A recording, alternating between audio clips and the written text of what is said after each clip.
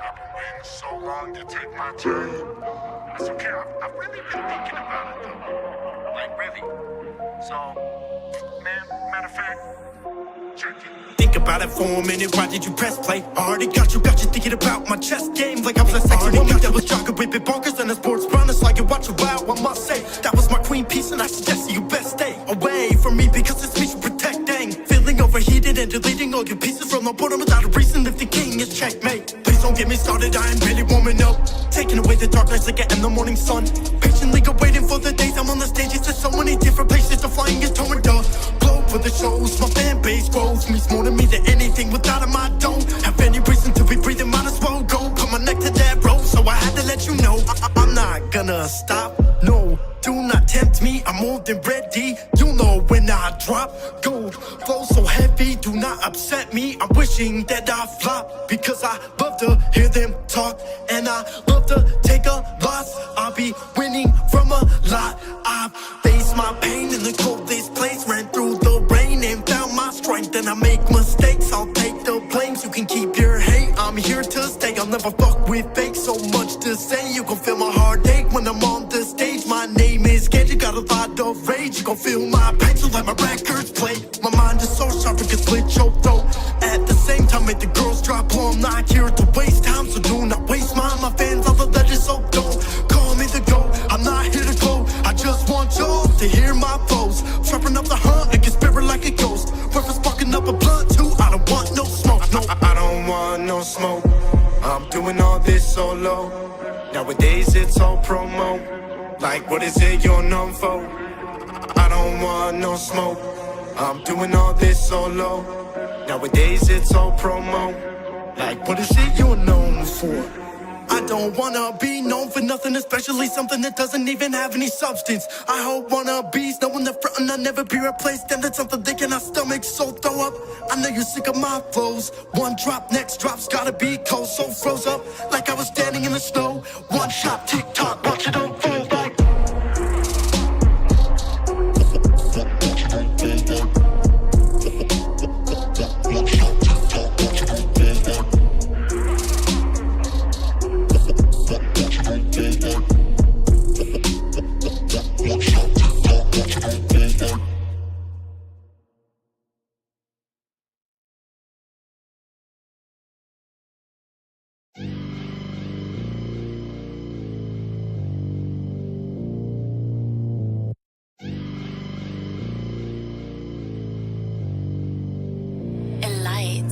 Really starving, I'm not a Martian from outer space. And this starring from out the darkness is more to say. Biggest target from out the garbage, so take your aim. Y'all some carpet in new apartments, so know your place. Or get lost in this complex, head duplex, which way to go? I've just been building with blueprints, you'll never know what I have been through. Step to this, you better show. Newer improvements, not new hits, but better growth. Too impeccable, so exceptional, guess I just had to let them know. Who's inseparable, oh acceptable, guess it just set the tone. Food fermentable, flow presentable, nest and best helps to let them grow. New intensible, grow respectable, test the pest with zest and explode. Eat the reaper, breathing fire, I don't care, we'll line them up. See the keeper, seething anger, jealous flare, we'll light them up. Hit them quick with full precision from a distance, snipers touch. Haters keep the reefer burning, only way y'all rising up. Y'all coughing off the smoke, cough to get off, then close your throat. Body be stacking or tagging the bag, I just be laughing, the kids to choke. So go ahead and smoke that. We got some broke ass fiends and Alright, let me stop the music here for a second, guys. Welcome in. Gosh, guys, I slept in, dudes. I'm not even gonna lie to you. I won't even lie to you. I slept in today. Oh, we got the Elgato up. My bad. Boop. Okay, we're gonna do this. We might move the Patreons for a little bit today. Just a little bit.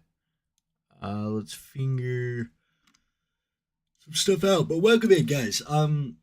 First and foremost, if you want to watch the anniversary stream and you don't want to watch it with me, I got the link in the description down below. Feel free to click that and, move along, do all that other shenanigans. But guys, here we are. Let's go ahead and unmute this. The plan today is we're kind of going to watch this together and I'm going to give you my reactions and Quantos Blood Points você vai receber caso termine a temporada 21? Você consegue 1 milhão de Blood Points caso você consiga o iridescente 1 tanto de Survivor quanto de Killer. Então se você conseguir nos dois, no fim da temporada, que é todo dia 13, você consegue no total de 2 milhões de Blood Points. I love you guys. We're gonna hide that. How many blood points will you receive at the end of the season if you reach iridescent rank for both? 2 million. D, 2 million. Down here. Bam. Yes. Yeah, guys, we're just gonna be hanging out. We're gonna watch it together, and you guys are just gonna. It's a bit different. It's a bit different. And after the anniversary stream, we'll probably play some Dead by Daylight, of course. It gives you this log to answer. Yeah. What did they take me for? Do I need to like break out a calculator? The end of the season. Yeah, 2 million, right? Because you get 1 million for reaching iridescent 1. If you do it on both, then you'd get 2 million, the cap, right? Hey, I was right. Hi, darlings. It's your girl, Die Hard Diva, and I have a question for you, the community. Straight openness. Which of the following offerings grants 107% bonus blood points in all categories to all players? Is it A, Frightful Flan, B, Bloody Party Streamers, C, Survivor Pudding, or D, Tiramisu? Tiramisu. Tiramisu.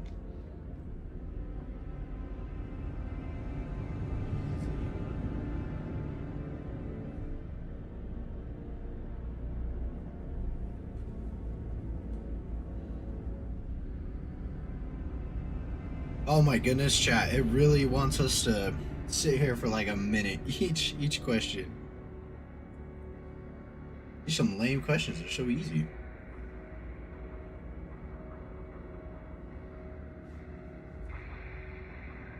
Give us a challenge. Bit of a challenge. I wonder if the questions are going to progressively get harder. But we've got about 10 minutes till the actual anniversary. There's a tiramisu. Dude, I love tiramisu cake. It's so good.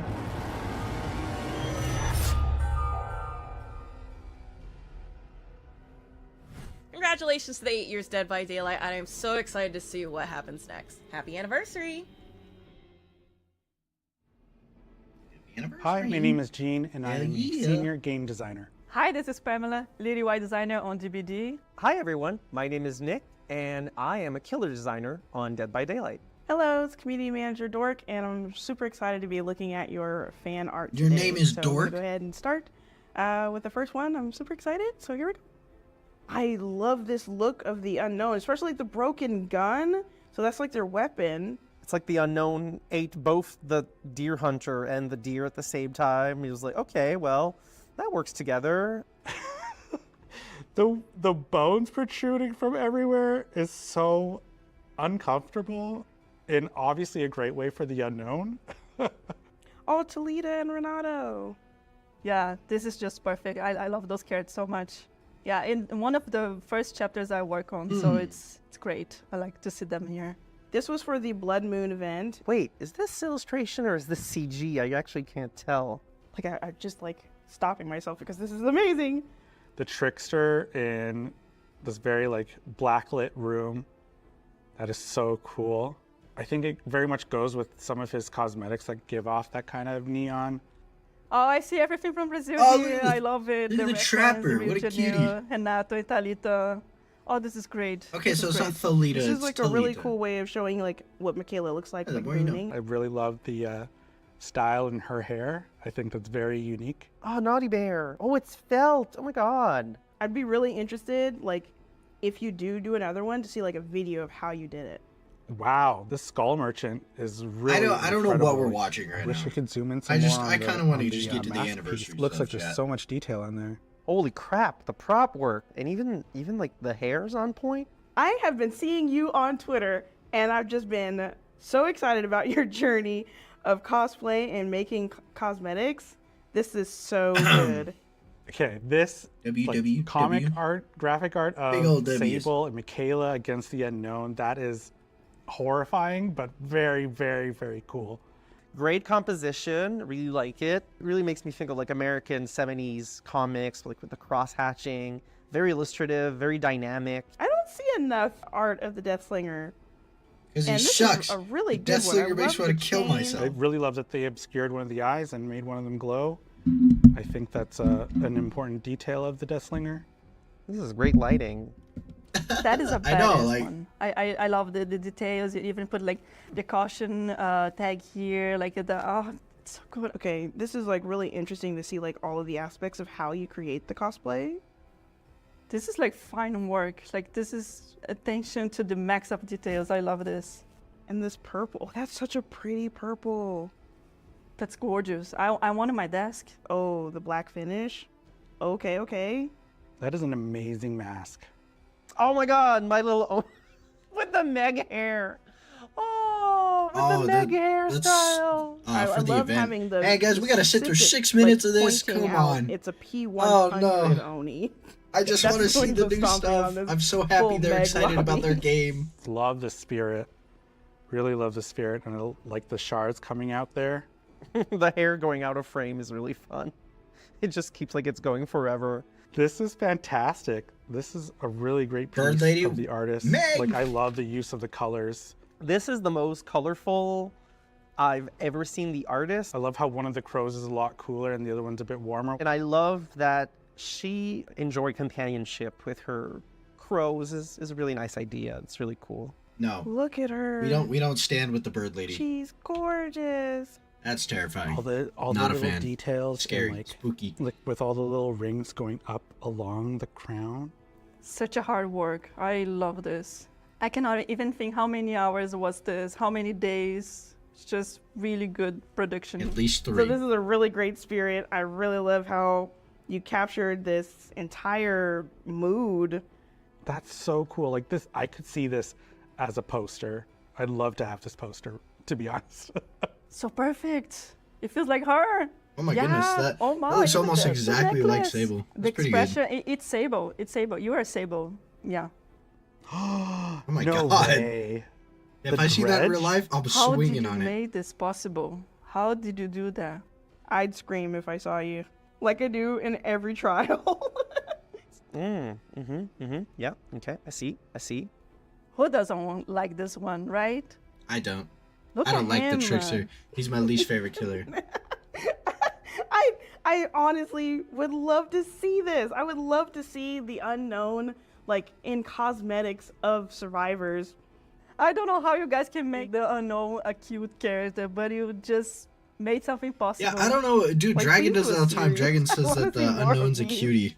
Oh, this is one of my favorite Fong Min skins. With the headphones and the blue hair. That's so cool. Oh, I didn't even notice the game was in the background. I love that people understand that you're never clean in the entity's realm. It's just All right, 4 minutes, guys. You never 4 have a minutes. shower. Only a little bit longer. Gosh, not going into the woods anytime soon. Trying to stay as far away from this as possible. This came out amazing. It's like a 1-for-1. Which one is the game right now? I cannot even tell. This skin for Claudette, I need it. This is so cool. I love it. Let's go out on this one. I can use this outfit. Let's go. Oh, that's kind of cool way to present. I can't wait to see what kind Sable's of new invocation perk. invocation perks that they're Because like gonna it's all the different bring hands this next that year. Would come And to or help see her what kind of do her new perks that they invocation of bring, eating spiders right? perk in the basement. Oh, and the spirit. This feels like a real anime, like a screenshot from an anime. I think Well, it's like the that's so spirit before she became awesome. the spirit. It's just Right. amazing how you make it. Yeah, I want to watch this. Can we make it? This is great. The entity is actually an infant compared to the other Eldritch God, and the entity's realm is like a drawing currently attached to a 5th dimensional refrigerator. It's like, that's actually really good. I really like that idea. It's cool. And again, maybe, who knows, you know, this game is 7-8 years old now, maybe in 88 years, who knows where it's going to be. You know, everything's possible. If this game survives for 88 years, I will physically, I don't even know. I will come back and haunt the developers. That is unacceptable. 88 years?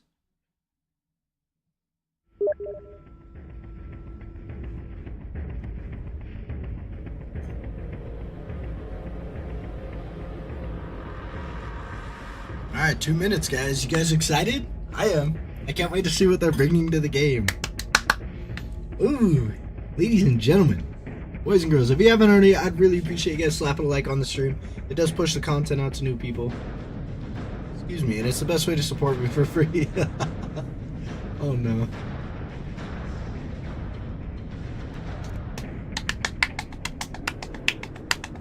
Oh.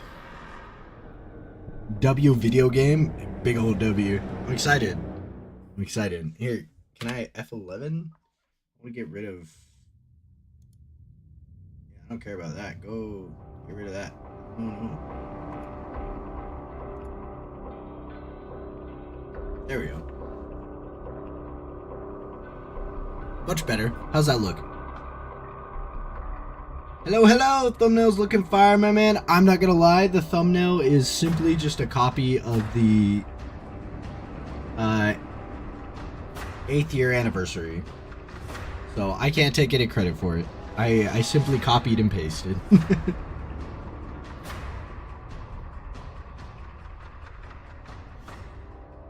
I don't really give a fuck. Your excitement is what's making me excited. Hey, well, you know, I'm happy.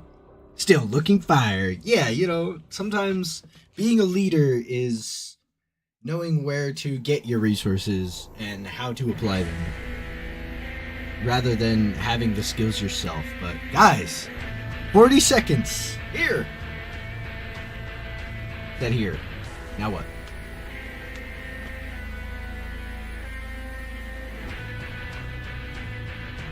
"30 seconds. Hello, brother. Alright. You. Here, you. Is the chat in the way on screen chat? Do I need to move this? We gotta leave our top donator up there, though. What all have I missed? Nothing! 9 seconds until you've missed some fan art. That's about it. Alright. I'm gonna mute for a second, chat.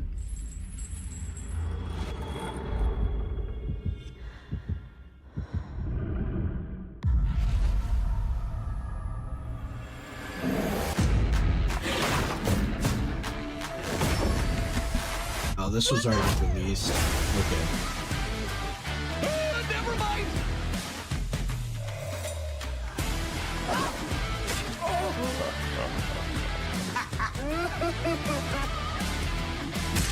Don't mind if I do.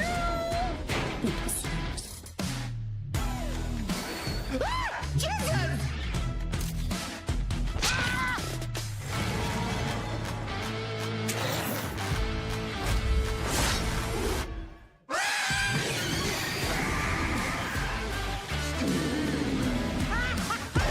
Don't you walk away from me, sir.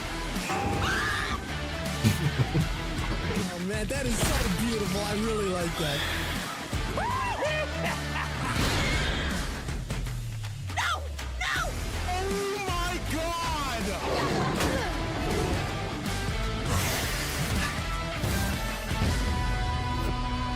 You're dead. Yeah, that was already released, guys. So here we go. 60 million players. Thank you. Eyeball.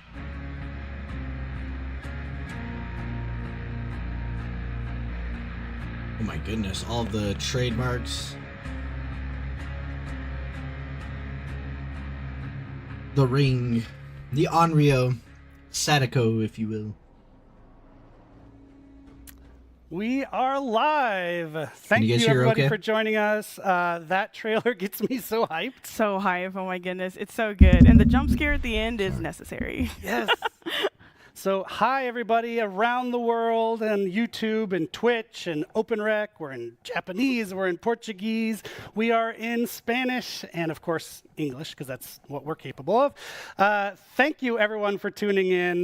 This is DVD's official 8th anniversary celebration.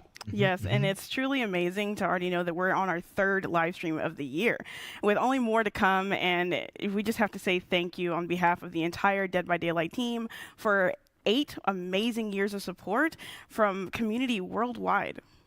Yep. So today we are going to be looking at everything that's coming over the coming year.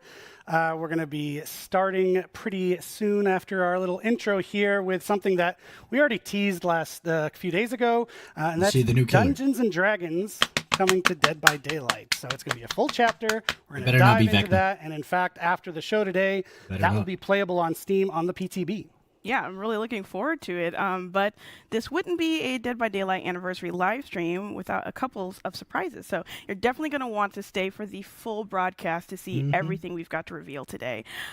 But we've also got a live Q&A. So if you have any questions, please do make sure to drop them in your respective chats so we can answer as many as possible at the end of the stream. But let's go ahead and take a look at what our run of show is for today. Yep, we've got a great one lined up. We're going to be joined by our buds Steph and Justin to walk you through our Year 9, which is a crazy number, Year 9 content and design roadmap. And then after that, Senior Product Manager Derek is going to join us to talk about upcoming gameplay and quality of life improvements coming to the game, including one that you're not going to want to miss. Yes, and then we'll have Dave and Janik. Quality of life, we love it, coming with baby. the latest chapter for Dead by Daylight. Value. Then we're going to have some updates about the other projects we've got in the world of DBD, that being the casting of Frank Stone by Supermassive and an unnamed multiplayer PvE game by Midwinter. Then we'll have Justin, a completely different Justin from the one Eric talked about, coming in to break down this year's in-game shenanigans for the anniversary. And last, we'll have our Q&A. Spawn pallets again. Drop your questions in the chat so we can answer as many as possible. And who knows, we might have some other little surprises. And while you're dropping your questions, we thought we would drop some content on you. You like that? Yeah, I like that. I just made that up. Twitch drops are back. So if you've watched our streams before, we like to offer Twitch drops to our viewers, and today is no exception. So they're live right now, and you can get them by connecting your behavior account to your Twitch account. So there should be a QR code you can see. There should be links in the Twitch chat to jump over and get that hooked up if you're not already. Yes, and if you're new to Twitch drops with Dead by Daylight, all you need to know is that by watching any Dead by Daylight stream in the Twitch directory, you'll be accruing watch time, which will allow you to claim 3 of the Twitch drops we have active today until May 28th. The first one, if you've already been with us since the start of our stream, you're already on your way to claiming, which is going to be the Totem in-game badge. And then after this, if you watch any other Dead by Daylight stream for 4 hours, you'll get the Crimson Hue in-game banner. And then lastly, for 8 years, 8 watching time, you'll be able to get the Greenville, welcome to Greenville. I'm not with banner. Twitch. I'm so sorry. Enjoy those drops, but we mentioned surprises, and we've got one to kick the show off with. So the first of which is actually a new game. Oh my God. What We've got a game that we haven't told Dead by anybody about Daylight yet. Anniversary. It's from the world of Dead by Daylight. We're going to share it with you right now. It features some familiar faces. And most importantly, it is super duper fun. And I think you'll be surprised. So let's take a look. The cash cow of DBD isn't enough? All right, better be good. Arms.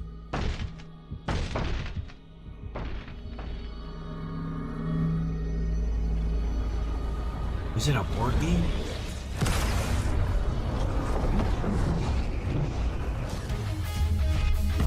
What the fog? Yeah. Well, you've done it now, Dwight. You just had to touch the cursed board game. Now, you and your friend are trapped in our world, and danger is everywhere. But don't despair. Use your new magic abilities against the swarms of monsters that want you dead. Run, jump, and shoot to collect blood points to repair generators, increasing your powers along the way. Unlock the door to escape together. Did you just die? It's not over yet. Use spells to keep your friend alive until they can revive you. That's interesting. Do you and your friend have what it takes to survive? Ponder this as you ask yourselves, let's go. What the fuck? What the fuck? I'm a fan. It looks really cute. It looks really cute. Look at Feng Min. Oh my god, that song is so earwormy. It's gonna get stuck in my head. The game itself is like the guitar solo of video games. Yeah, like I'm already gonna walk away and just okay. But anyway, yes, you saw that correctly. What the Fog is now available, and it's not only that, but it's free for current behavior account holders and new subscribers. But we do have a limit of free keys, so you're gonna want to make sure that you make your behavior account after the stream, of course, or in another tab. Just don't leave. But go ahead and grab that, claim it on your account, and if you're unable to, then you're able to get it on Steam, which is exclusively on Steam for $4.99 USD. Yep, and as you might expect, with drops, now a free game. A lot of people watching the stream. There might be some load on our behavior login system, so if there is, bear with us. We will get you in the door, and don't worry, you'll get the game. We're going to be playing that game. So as you might have been able to tell from that trailer, What the Fog, which is just the best title, is a two-person co-op roguelite. The simple goal of surviving and escaping with each increasingly difficult level. So to do that, you go head-to-head with swarms of monsters and bosses, and as we mentioned, lots of heavy metal guitar. Yes. Let's go. So Eric it's and my I got kind to of game. play it before launch, and honestly, it was so crazy fun. Like, I had that song stuck in my head for weeks. But you need to make sure that you get your hands on it so that you can have fun, survive, and then get the fog out. Nice. So that out of the way. See, you weren't expecting that. A lot of people are like, wait, what? Surprises. We're going to dive into the show. So we're going to hand things over to Stefan and Justin to talk about Dead by Daylight's Year 9 roadmap. All right. The juicy stuff, the meat and taters. Yeah. Yeah. I mean, the meat and taters. Yeah. It better be soaked in gravy. That's all I'm saying. All I'm saying. I don't even know what this analogy is. Roadmap. Just making sure we're live. Okay. I'm assuming they have to do some sort of transition. That new game looks really cute though, huh, chat? I'm excited. They almost look like little Funko Pops, and they're just like jamming to heavy metal, killing monsters. Like, what? Who wouldn't enjoy that? Like, come on. I want to play it so bad.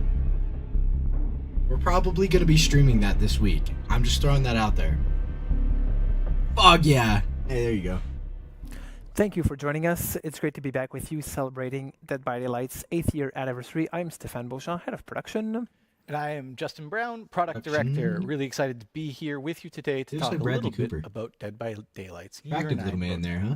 I'm going to take a second here at the top of the show to give a big shout out to our absolutely phenomenal team that's working on the game day in, day out. They are the reason we are here with you today and celebrate 8 amazing years of Dead by Daylight. Before going any further, I just want to address something that's probably going to get talked about quite a bit in the chats across the different channels. We know since the last update, there's been a rubber banding issue that's been plaguing the game. The team has been working extremely hard at it over the last few weeks. We have a tentative fix that the team has been working on that we're hoping to test on the PTB later today. If everything is successful with that, we will be deploying that fix to live, and hopefully it should improve the situation, but it's still to be confirmed, so keep an eye on our channels for that. We'll keep you all posted about this. Moving into the future a little bit, the coming year for Dead by Daylight is going to be huge, and that's saying something coming off of our biggest years to date. Since the last anniversary, we have released amazing licensed content such as Alien, Chucky, Alan Wake, and a personal favorite of mine, Nick Cage. Such an amazing addition. Value. Nick Cage was on top of that, we've also released our most popular original chapter to date, All Things Wicked. Of course, and we can't forget, we did the Halloween event, which was bigger and better than ever with the introduction of the Void. This year, we introduced the concept of modifiers in Dead by Daylight, starting in February. Lights Out. We followed it with My Little Oni, and soon, later this week, we'll introduce Chaos Shuffle, the third one. We took a few steps towards improving the player experience between anti-face camp, blood web UX improvements, the killer FOV slider, survivor DC bots, and even the search bar. So there's a lot there. And finally, we've taken a few big steps towards increasing our transparency, our communication with regular live streams on each of our content releases thus far. Enough talking about the past, let's dive into the future and what's really coming up for this year. We're happy to announce today that we have 6 new chapters currently in the works, and 2 of those chapters will be survivor-only chapters for this year. On top of that, we'll have the usual 4 new tomes that are going to be coming out spread throughout the year. As we've talked a little bit and teased even earlier last week, the first chapter that's going to be coming out is Dungeons and Dragons, and we're actually going to deep dive that in a soon-to-come segment shortly after this one, and it really promises to bring great gameplay and new characters to the world of Dead by Daylight. Of course, we're going to follow that with a licensed survivor, a character who truly embodies the meaning of that word. After that, an iconic killer-survivor duel will be coming into the fog, and if you stick around to the end of the show, you're going to get a little preview as to what that will be. We'll finish off 2024 with an original Killer and Survivor chapter, and we'll finish off the Year 9 roadmap with a licensed Killer-only chapter, followed by an original Survivor-only. It's a lot of stuff coming up.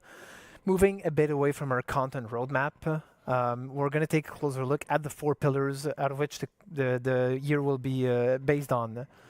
For those of you who have been with us for a long time, you'll see that there's consistency throughout the years with the 4 pillars that we're focusing on, but we're really adjusting the contents of each so that we're working on the features that have the most value and the most interest to all of our players in ways where we can expand the game further and further.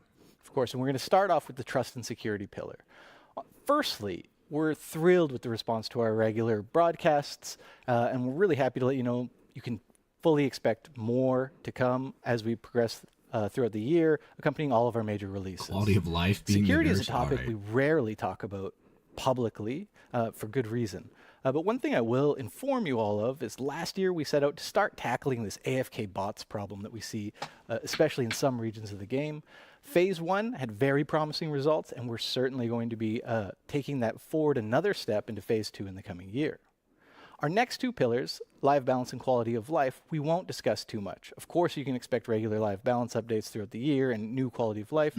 But my friend and colleague Derek will be coming up in the gameplay improvement segment to cover more on that topic, including an announcement on one of the most highly requested features ever in Dead by Daylight. This one's going to be really, really exciting. Stay tuned for that because that is really something interesting coming up.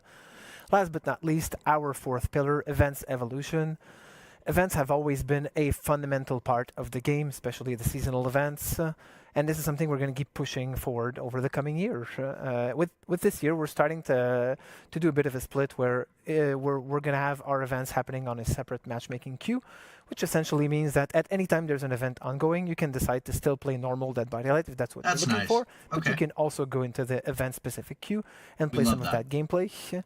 This is really going to allow us to push gameplay further and further away from the typical way Dead by Daylight normally works. Excellent. Good It's news. going to be a very interesting way for us to approach events in a different way.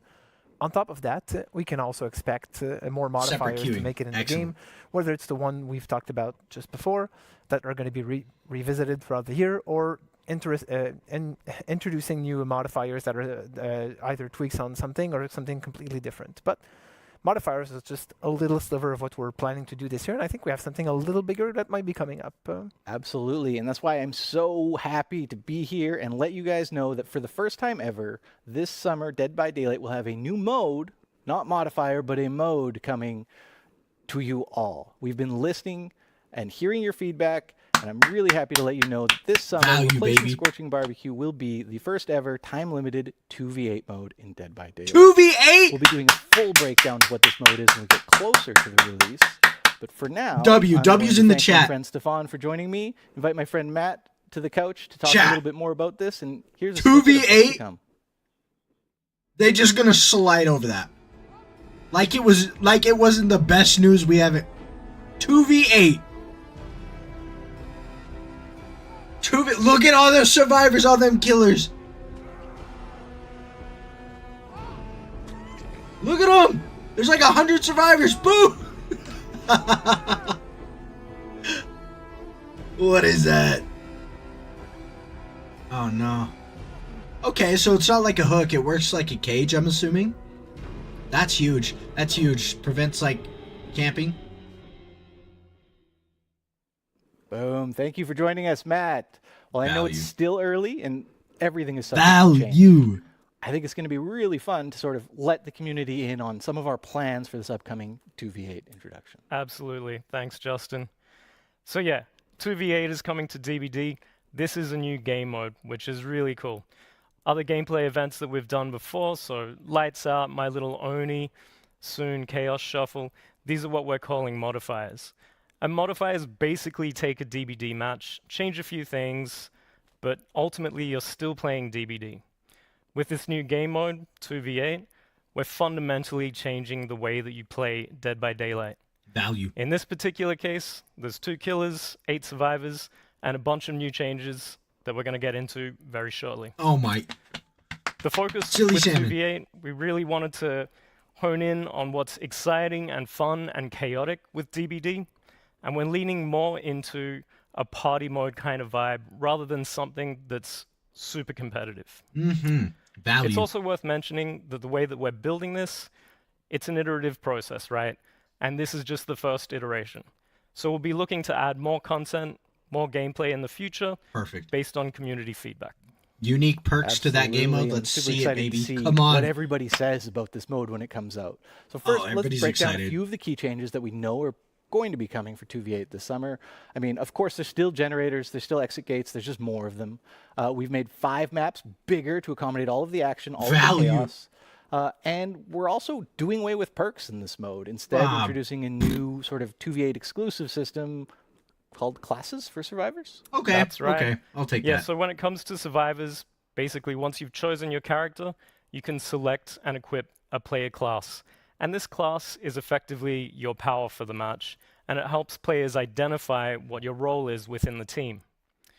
So instead of mixing and matching perks, instead we really wanted to focus on a particular playstyle for this, and whether it's generator repair, healing, looping, speed, that kind of thing, that's what we're really going for with these Looping classes. speed. Of course, and there's Wait also a just second. cowering in the corner, which is my own preferred play style for Survivor, which Value. is great. And it'll You're work a a little pussy. differently for killers. You'll be able to choose from one of the 5 original killers, each with their own specific gameplay. Killers obviously have powers, so they don't have classes in this mode, but we will be introducing a new mechanic, which is a team power.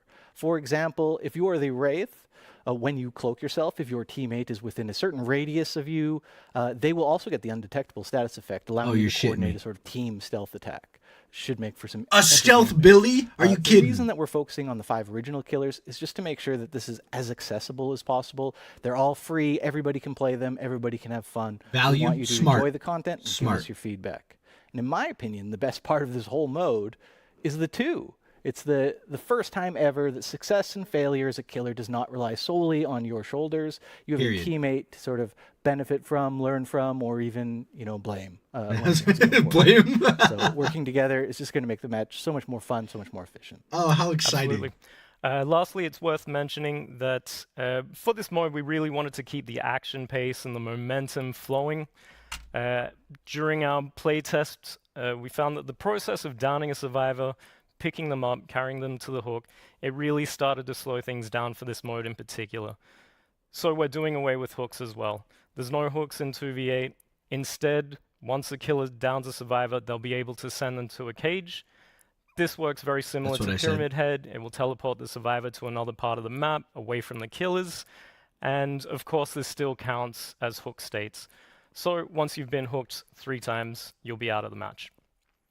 Okay. And as Justin said before, there will be 5 original killers coming to this iteration of this game mode, but we will be looking to add more as we iterate on it and add more Value. to it. Of course, we'll also be improving the game as it goes along, so content will be coming in as well as updates to classes and gameplay. Awesome. Thank you so much for joining me, Matt. And to all of you at home, if you want to learn more about 2v8, please join us in our July live stream. We will hope you're looking forward to this year 9. For now, back to you, Eric and Dork. My man was ready to stand up. He's... Chat, can we just take a deep breath, everybody? Take a deep breath. 2v8? We've only been asking for that for years. Are you kidding me? And we finally get it? I'm glad that they're finally looking at it, or looking at the game for what it is, man. It's bleeding. It's bleeding bad, man. But I think that's a massive suture to the game, right? Massive sutures they're coming in with. They're bringing the haymakers. That roadmap. Great segment. Great beard, Stefan. People were loving the wet beard in chat. But the real story, 2v8. 2v8, yes. I cannot wait to dodge hatchets and chainsaws at the same time. I can't wait for our killers to finally have friends that they can play with. Get some friends in the fog. Forge friendships in the fog. But that was a great segment to watch. I love the fog? reactions in chat. I think the guys did a really good job of explaining this is the first iteration, and there's going to be a lot of changes based on community feedback. So that's why we're not just flipping the switch and making it permanent all of a sudden. You need to actually get the mode where we want it. But we're using the word mode, which means a lot. So pay attention. And speaking of paying attention, the website. That's a transition. But the website for What the Fog has been overwhelmed by demand, as predicted. People love that cute little game. So we're working on it. Stay tuned. Don't worry. We have lots and lots of keys for it. So just as soon as we're able to tell you it's back up, we'll give you a mention on the stream here or in the chat. Yeah. We definitely know you guys want to get your hands on it, but what we can do is tell you about something you can get your hands on today. Yes, and so recently, I think it was December, we released 3 DLC packs. They're called Maddening Darkness, Old Wounds, and Macabre Tales. That was a way for players to get a big bunch of our older content all in 1 or 3 goes. And so we're actually going to be doing that again. Yeah, so this pack is actually going to pick up exactly where the last one left off, which is going to be the Endless Hunt pack. And in this pack, you're going to get 9 playable characters, starting with Portrait of Murder, Roots of Dread, Forge in the Fog, and Tools of Torment. And along with these, this pack is going to be all the additional outfits and DLC exclusive items. But of course, if you don't want to get the pack, they will be individually marked down in the in-game store, so you can get them there. Yes, so that Endless Hunt pack is actually available right now. It is the best way, especially if you're a newer player to Dead by Daylight, to get a big bunch of great content. So that out of the way, we want to keep the train rolling. Next up, we're going to be welcoming Derek, right where you're sitting.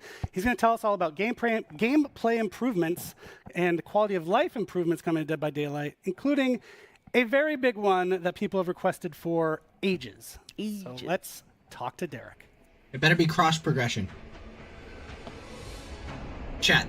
2 things I'm hoping for. Cross progression so I can start playing all of my content that I've purchased on the PC. Back, everybody, and welcome Derek to our stream for the first time. Derek is from our product management team. He works with the dev team on creating all sorts of cool quality of life updates, gameplay updates, and he's here to tell you about some good ones today. Derek, how are you? I'm doing good. How are you? I'm pretty good. Going to be even better after this segment when we hear what you get to say. So I already know what you've got to say, but I think people are going to be excited to hear about it. The upcoming challenge system. This isn't something we've told people about. Why don't you tell them about it right now? How is it going to benefit our players? So we really wanted to deliver new in-game challenges to players and new ways for them to be constantly rewarded outside of just tomes and archives. So we're going to be introducing a new challenge system, which is a system of challenges, hence the name. Perfect. That players are going to be able to complete completely passively. That means that players don't need to actively select the challenge that they want to complete. Let's go. And they can complete multiple of them at the same time. Initially, we're going to start with daily challenges, weekly challenges, and event challenges. And later on, we want to expand those into other parts of the game as well. We think that this is going to be a great way for players to be constantly rewarded just for logging in and playing DBD. And it's going to be an amazing experience for everybody. I think that's a really great addition. I think people in the community are going to really appreciate just being rewarded for doing what they already do, not having to go out and seek it, but just it's happening in the background at all times. That's really great. So another great thing that we're adding actually is how we talk to our players. That's the main job of my team, is talking and listening to our players. But we do it out in the world. We do it on social media. We do it on TikTok and Twitter and other places. But in-game is obviously the best place to talk to people, and you've got some updates there. Yeah, we're here to make the players' lives easier and your life easier as well.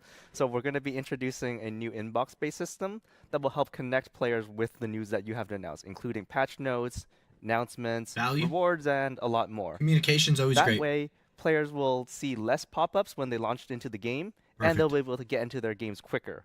And overall, the players will be able to stay connected with the world of DBD and the news that you have to announce. Yeah, and it gives us new tools, right? Like being able to tell people the patch notes in detail is something we couldn't do before, and now we can. So again, you don't have to go find it on the web, but you'll be able to get it in the game. Value. Pop-ups, not pop-ups, but notifications for rewards as well is another great improvement. So really good work there by the team. But we're not done. Actually, this is something people are familiar with, the Finisher Mori system. We tested it out a while back in PTB, got a ton of great feedback from the community. The team took that feedback, went back to the shop to tinker with it, and we've got the final version to tell people about now. Right. I love Finisher Moris. I think they're a really amazing showcase for how deadly and gruesome our killers can be. But we also acknowledge that there was some room for improvement from the survivor's perspective. So like you said, we've taken the feedback, we've reiterated on it, and tried to land on what was the best player experience. So, in a coming update, Finisher Moris are going to become a baseline feature for all killers in the game. That means that killers are going to have access to the Finisher Moris by default, but they're only going to be able to use them on the last remaining survivor. That way, if the killer is able to successfully pull it off, we get an exciting conclusion to the match, and the survivors can feel that the game's ended in a fair way, and this match went smoothly, and it was a really exciting experience for everybody. Okay, I'm cool with that. Mori offerings are also going to be updated to instead give bonus blood points, so that it'll be a more rewarding experience for killers if they're able to pull it off. So the killer's going to want to land that at the end. Yes. It happens at the end, like you said, so we're not killing the flow of the match. I think it's a really great balance from where we started and the feedback that we got, so kudos to you and the team. And that's all we've got from you today. Unfortunately, you have to go, but the show is far from over. Next up, we're going to hear about the new chapter coming to Dead by Daylight. So stay tuned, everybody, and thank you, Derek, for your time. Thank you for having me. I'm hoping with those challenges that are passively going on, I've talked about, I'd really love like calling cards and or, you know, the little emblems or whatever they call them. I'd love that for like achieving stuff like trap 10,000 survivors or something like that, and I get some gold trapper mask or something like that. You know what I mean? I think that'd be really awesome to do, and really, I'm hoping that their little background challenges is a stepping stone into that. I'm already so excited for the challenges and the Finisher Mori. I just want to shout out Derek for dropping so casually such a highly anticipated feature with cross progression. Yes, cross progression is finally coming. Super excited. And it's another reason for you to make your behavior account. So not only will you be able to get What the Fog for free, but you'll also be prepping yourself for cross progression, which we know that's something, you know, you're once again going to have to be waiting to get your hands on. But we can now talk about merch, which you can get your hands on right now. So with the merch store, we've got the always popular mystery boxes coming back for this anniversary. And obviously because of the name, I can't tell you what's in the box. Maybe I'll try, you know. But anyway, in the boxes, you're going to see 4 very exclusive DBD items specifically for this release. It's also going to include an art print where some of them are actually signed by our creative director, Dave Richard. Which is pretty amazing. I had Dave sign my chest backstage, so I won't be sharing that to save you all, but he's got a great signature, one of the best. It's a really cool piece, too. If you haven't gotten a mystery box in the past, it's always just a fun unboxing process. So follow the QR code on screen, scan it, and go get it. But no thanks. We also have an update to the DBD board game. Oh, yeah, you're right. Okay. There is going to be an expansion pack for the Dead by Daylight, the board game. And this is going to be called the Malicious expansion. This comes with 3 new killers, the Artist, the Dredge, and the Knight, and 4 new survivors, Michaela, Jonah, Hattie, and Vittorio. It's also going to come with 2 new maps, which is going to be the Garden of Joy and the Forsaken Boneyard. That's super exciting, and I'm so happy to see the success of the board game. I'm such a tabletop nerd that it's just such good quality, and I'm glad that people are resonating with it. So shout out to level99games.com, which is where you want to go to pre-order it. You'll get it later this summer. Obviously, the DBD merch shop as well is available. You can open it up on your phone with that QR code. You can go to another tab and get some shiny stuff. Yes, it'll be really nice, especially like you said in the summer, you know, play it outside, touch some grass at the same time. So other than that, if you have any questions about the content we've been dropping so far, because it's been a lot of content, we will have our live Q&A segment at the end of the stream. So make sure you're dropping your questions into the chat. But other than that, Roll initiative, because it's time to talk about Dungeons and Dragons. Touch some grass, I know. Misguided wanderers. First there were many, and now so few. How little you must value your life. 2 new survivors? To take a single insignificant breath in my sanctum. I'm afraid there will be no quick death for you. No escape from this suffering.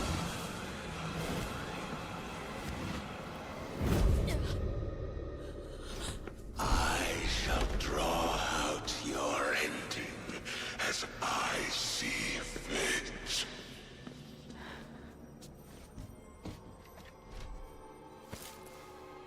For in dark places such as this,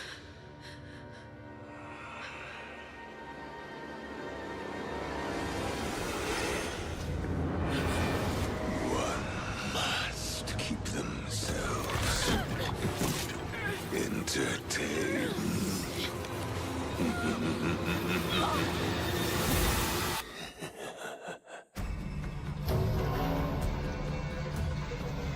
It's Vecna.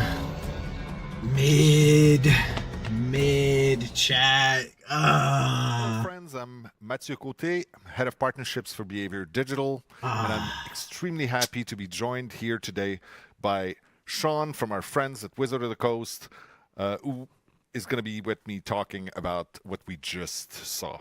Hi, Sean. Hey, Matthew. Great to see you. Pleasure.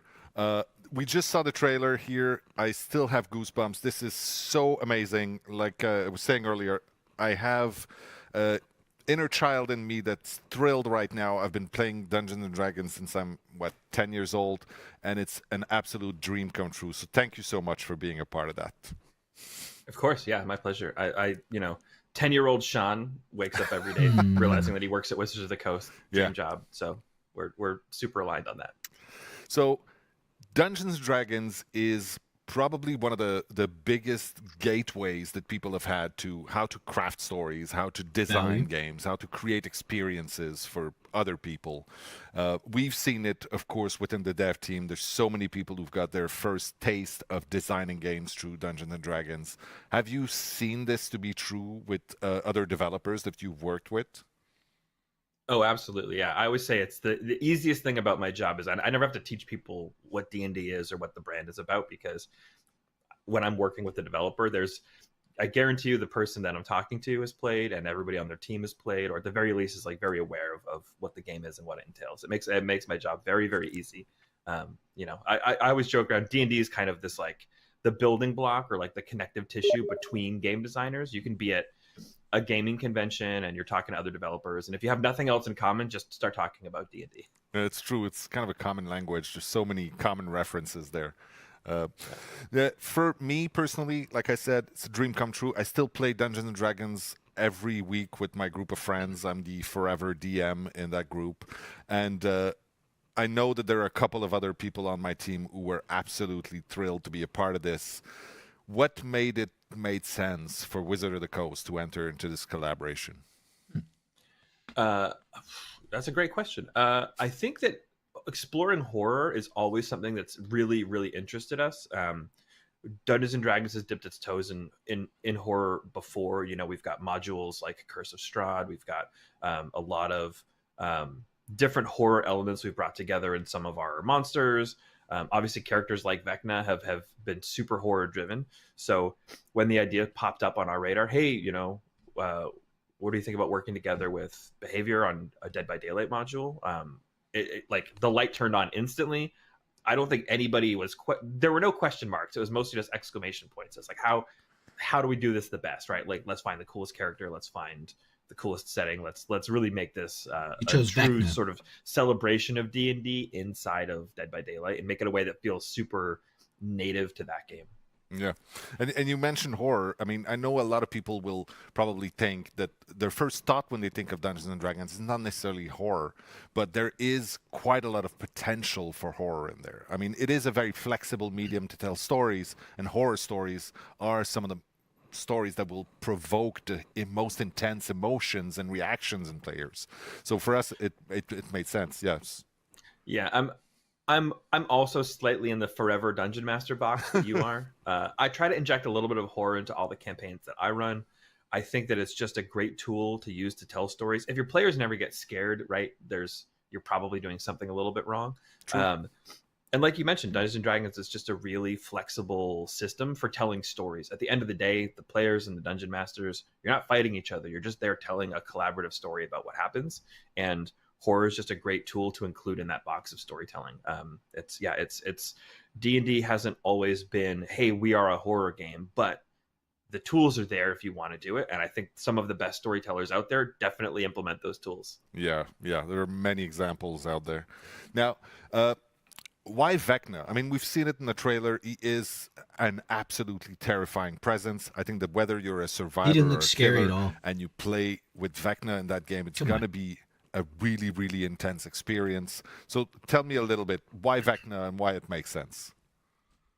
For me, the main reason that Vecna was very clearly like on the top of the podium the entire time we were discussing potential killers is that Vecna has always had this horror movie monster vibe to him. I mean, as a lich, he's always had the ability to, you can even kill him and he just pops back up and will come back. It might not be tomorrow. Yeah. Might be a couple of years in the future, but like Vecna's always going to come back. He just has this real inevitability to him, right? It's, and the thing about D&D is very quickly in a D&D setting, your party becomes a group of powerful adventurers, right? You're defeating all these other monsters that, like dragons and stuff. And then Vecna shows up and you're like, oh, we need to run away. Vecna's here. Like he's such a scary, inevitable threat in the universe that even his earliest appearances were just items with his name on them. And everybody was wondering, oh, who's this guy Vecna that's got this eye and this hand. And it was just like whispers of this ancient evil that was so powerful you couldn't even print a stat block for him because he was just that strong. Yeah, it's the terrifying presence that few talk about, but if you've heard about him, it's probably already too late.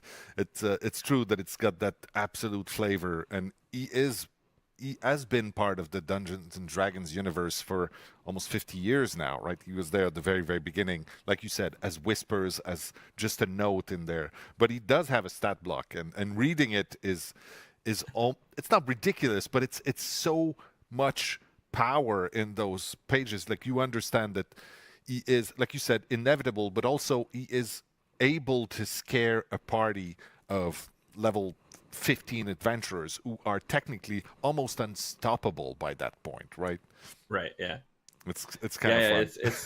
It's always like, I've lost quite a few player characters myself to Vecna, and Eve of Ruin, we've got the new book coming out, and as soon as you see Vecna, Eve of Ruin, I was like, oh, looks like I'm gonna lose a couple more. Yeah. But that's part of the fun. That's writing stories with your friends. So before we let Yannick and Dave take us through the details of how we implemented Vecna with the gameplay mechanics of Dead by Daylight, how we presented him to our players, I'm wondering if you have a message for the hardcore D&D fans out there who may not be familiar with Dead by Daylight. Yeah, I do actually. And it's try this chapter out, even if you don't play it, like watch somebody stream it, because this chapter, it's a love letter to Dungeons and Dragons from a very passionate and very talented team of developers of behavior. We love that.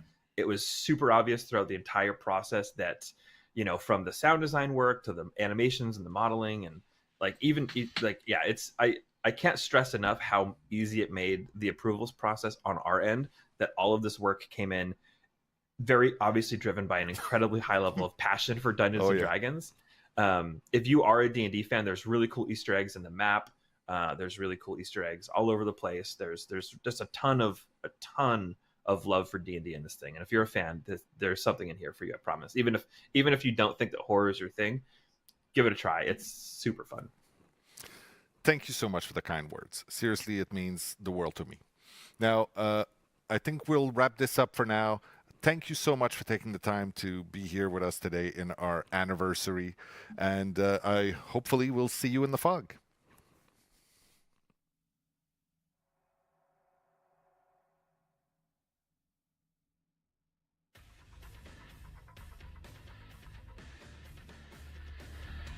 Okay. Well, overall, I think Vecna, not the best choice. All right, I'm gonna give you my solid opinion now. Not the best choice. My second thing, motherfucker looks like Thanos. The art and everything, man's purple, wearing gold, holding up a gauntlet. Come on. Hey, hi. I'm not He's Dave. Thanos. You're not Janik. I'm not Janik. No, we're quickly interrupting our D&D segment. There's a lot more. Stay tuned. Dave will be right where I am in just a second to give you an update on cross progression. So this is a live show. We're having a live TV moment as we speak. So apologies, you might have noticed, even though I was dressed the same. Our segment with Derek that was just before was pre-recorded. And in fact, we played the wrong one. So we want to give you more details on cross progression here. So that's what we're going to do. So take it away, Dork. Yeah, so cross progression is hands down one of the most requested features.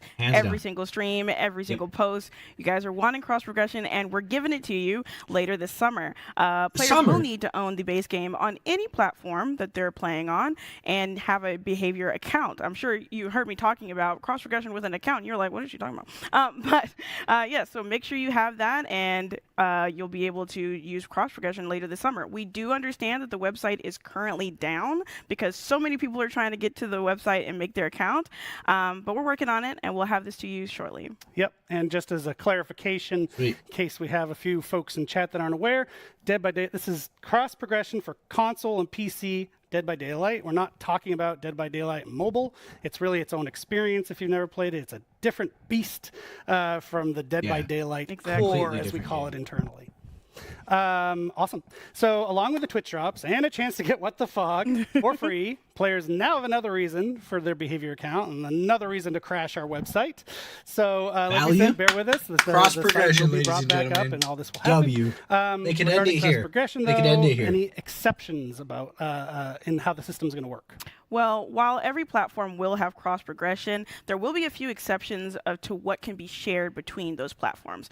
But stay tuned. We'll have a full FAQ coming very soon. It better be everything so that you I've can go ahead and learn more about cross progression for Dead by Daylight. Yep. Cosmetics. And as mentioned, now we're going to pass it to Dave and Janik for some great deep details on our Dungeons and Dragons chapter. I'm going to throw up if it tries to tell me that I can't take all of my killers that I've purchased. And my very few cosmetics. I've only got a couple, chat, but I better get them all. Trying to tell me, oh, you can't bring your licensed killers over. You got to pay for them again. I will throw up all over this place. Here.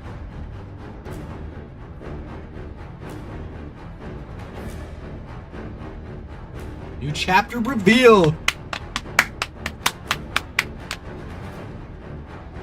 Wait, it's just the Dungeons and Dragons, though, no?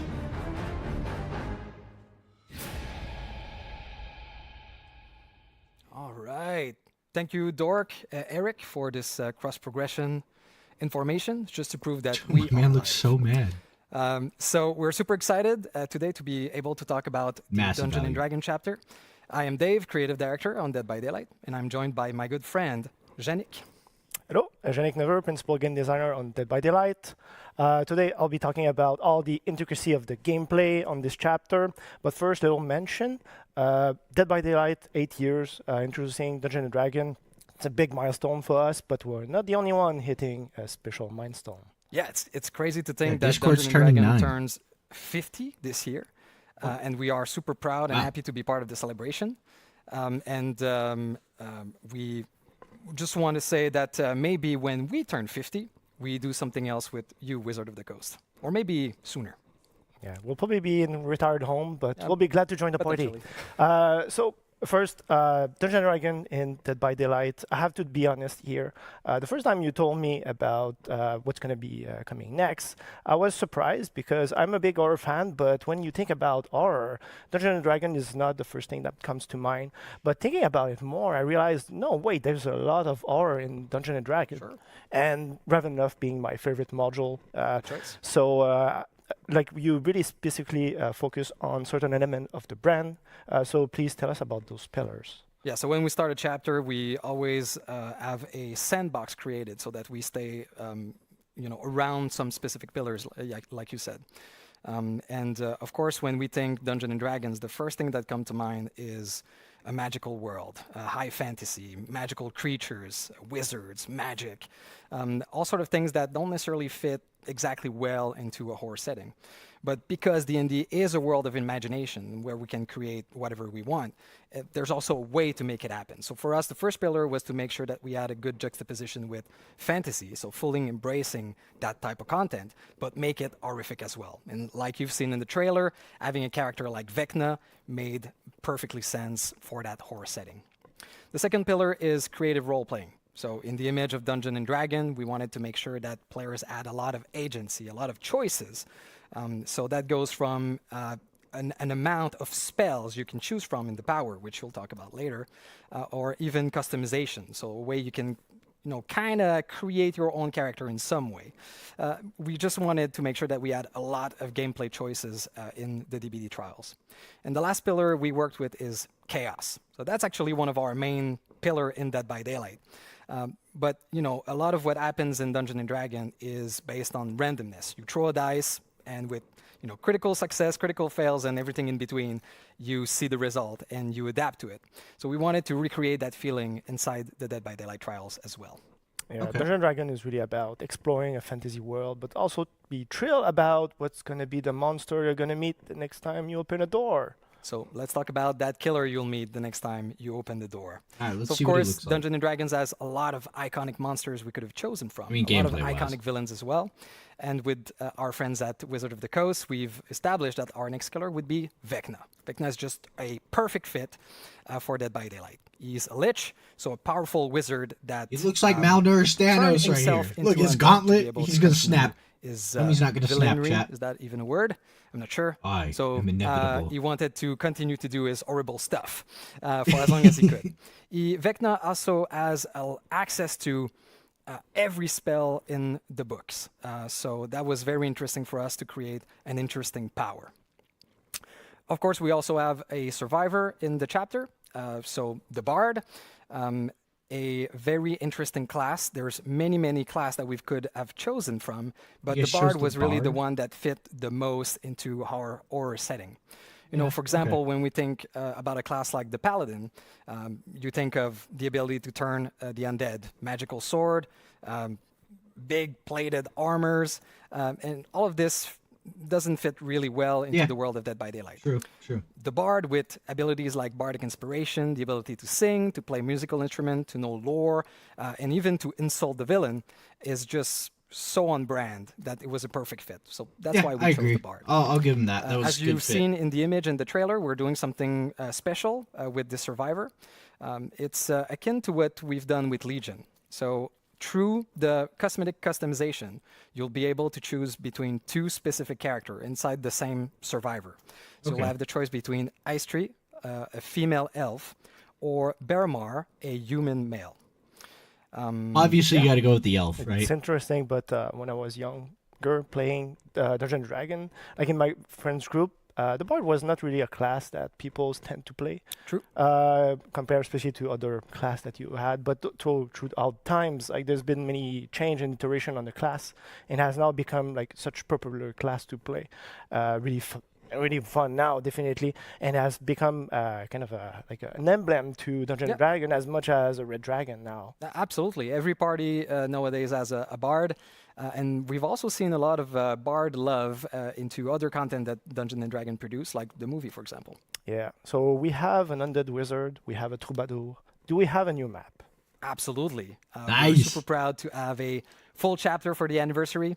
And shocking no one, the map is a dungeon. Okay. Absolutely. So in the Borgo realm, we have a new map with a new building. So there is a top part set in the marvelous new lighting of the Borgo realm, and you can find Ooh, this that bluish isolated green. tower in the middle. You can go inside and go into an extensive dungeon underground, packed with surprises and Easter egg related to Dungeons and Dragons. Value. The goal with this map is that we've imagined that Vecna, knowing about different realms and plane, now trapped into the realm of the entity, would find a place to make his own, his lair. Oh my, and that's so that so he pretty. can study where he is, the world, the entity, and potentially find a way to escape, maybe not. We are also introducing a new gameplay mechanic in this map called Passage. So these are basically doors, magical doors, which you can use to teleport from one area to the map to the next. Huge, And we huge. think it's going to add a New new gameplay, interesting baby. spice to chases. Awesome. The map, the Easter egg, it's super fun. Like if you're a fan of Dungeons and Dragons, just exploring, you're gonna be thrilled to see all the small and the big one. On the gameplay side now, for There's gonna be a Vecna, dragon. so the way we tackle or approach the killer this time, interestingly, it comes from a game, so he has game mechanic that are pre-existent. So we look at all like stats block and try to come up with like the best spell that could be translated into game mechanic for us, and also make sure that these will be like thrilling and exciting to use. But then, so definitely he's a spellcaster, a very powerful one. So the goal was to make him feel as such in our game. But like I was saying, magic, it's something that we have never really tackled, not that way before. Something we try to stay away from. Like our powers are really visceral or like grounded as much as possible. It's something that do you want to talk about a bit? Imaginary Magic? chains. Yeah, yes, please. I hope some of our team colleagues are laughing right now. I kind of have a bad rep internally about magic. It's almost a taboo word that we can't use. But now making a D&D chapter, for sure we had to embrace magic. And of course there is a space for magic in our games, but it has to be taken with the right tone. So in this case, we're talking necromancy, blood magic, magic of the dead. And there's a touch of realism and visceralness that we wanted to add to magic versus something more flashy like a magic projectile or a fireball, for example. There's also something quite interesting out of Dungeons and Dragons, and these are the utility spells. They're spells that are not used to kill or damage, but they're used in very creative ways. And we wanted to highlight that with the Lich, with Vecna. So that was our approach. Now, do you want to talk to us about the spell that we actually chosen? Sure. So you have access to 4 different type of spell. Pretty much any time they have their own individual cooldown. But so the first one is called Fly, a very popular, well-known Dungeons and Dragons spell in our game. It lifts up the killer, and you're pushed forward. Obviously faster, so it's really like the traversal aspect of the power. It lasts for a short amount of time, and it's gonna also end if you vault a pallet or a vault location. And this is really useful to get closer to Survivor, right, and get to the next. That's gen kind of as soon as interesting. So you possible. can The fly. next one is called Flight of the Dam, which is. It's not really a Dungeons and Dragons spell. It's more connected to Vecna. It's actually an ability that he has. What it does is that it casts 5 different individual projectile, and then it shoots them in a cone radius effect in front of him. These projectiles pass through obstacles. They don't go very far, but if they hit the survivor, they get damage instantly. Damn. It might sound very powerful and easy to use, but it's not the case. Survivor have a lot of counter, but the spell can also be used to zone in this aspect, so you can also go for the basic M1 attack during that time. The third spell is called Dispelling Sphere, which is actually, it's a combination of different existing Dungeons & Dragons spell. We just felt it was more compelling to combine them into one spell. So what it does, you cast a large sphere in front of you, and that sphere moves slowly throughout the level. Survivor do not see that sphere, and if they get in contact with that sphere, they get revealed for a few seconds by Killer Instinct, and also have their magic items disabled for a minute. And the last but not least spell is Mage Hand, very well known Dungeons and Dragons spell. What it does in Dead by Daylight, you, as the killer, you can tag up a nearby pallet. And if the pallet is upward, it blocks the pallet for a few seconds. Cannot be interacted by survivor. That And looks if it's so downward, sick, it's chat. lifted What up the for hell? you, so you can fully pass without any obstacles. So the idea with this killer, he has a lot of tools and tricks in his bag, and it's really about managing all the force spells, the cooldown, and try to activate them at the right moment. So that's really how There's a you're lot gonna of micro. improve as a killer, is learning how to use them at the right time and be efficient with them. So lots So of it seems strategic like the and skill tactical, ceiling for this killer is going to be choices. pretty high. Correct. So you've mentioned very quickly during the Dispel Sphere, the magical item. Did I? Yeah. What's that? Okay. So this is the new toy for Survivor. It's called magic items, but keep in mind it's not an actual items that they use. So this time, if you face Vecna, you're gonna have Survivor gonna have 7 different chests that's gonna spawn throughout the level. Survivor go interact with those chests, and while during the opening of the chest, there's gonna be a D20 dice roll. Yes, it's Dungeons and Dragon. We couldn't do without the dice roll. So this dice roll will determine the content of the chest. So if Survivor roll from 2 to 4, they get a basic Dead by Daylight brown item. Better than nothing. Yeah, well, maybe that brown medkit might save your life. I don't know. But the fun part is when you roll from 5 to 19, that's when you get the magic items. And the way it works is that each survivor has an equipment slot, 2 equipment slots. They have the bracers and the boots. So there's 2 types of magic items, and each magic item is going to be randomly linked, the first time you open the chest, to one of the 4 Vecna spells. And so once they are equipped, each time the killer will cast the spell that is linked to one of your magic item, you're going to gain a passive bonus to help out, avoid the spell or help you out against Vecna in general. Wow. So to be more precise, so if you have bracers against the fly spell, you're going to see Vecna's aura during the traveling while you use the spell.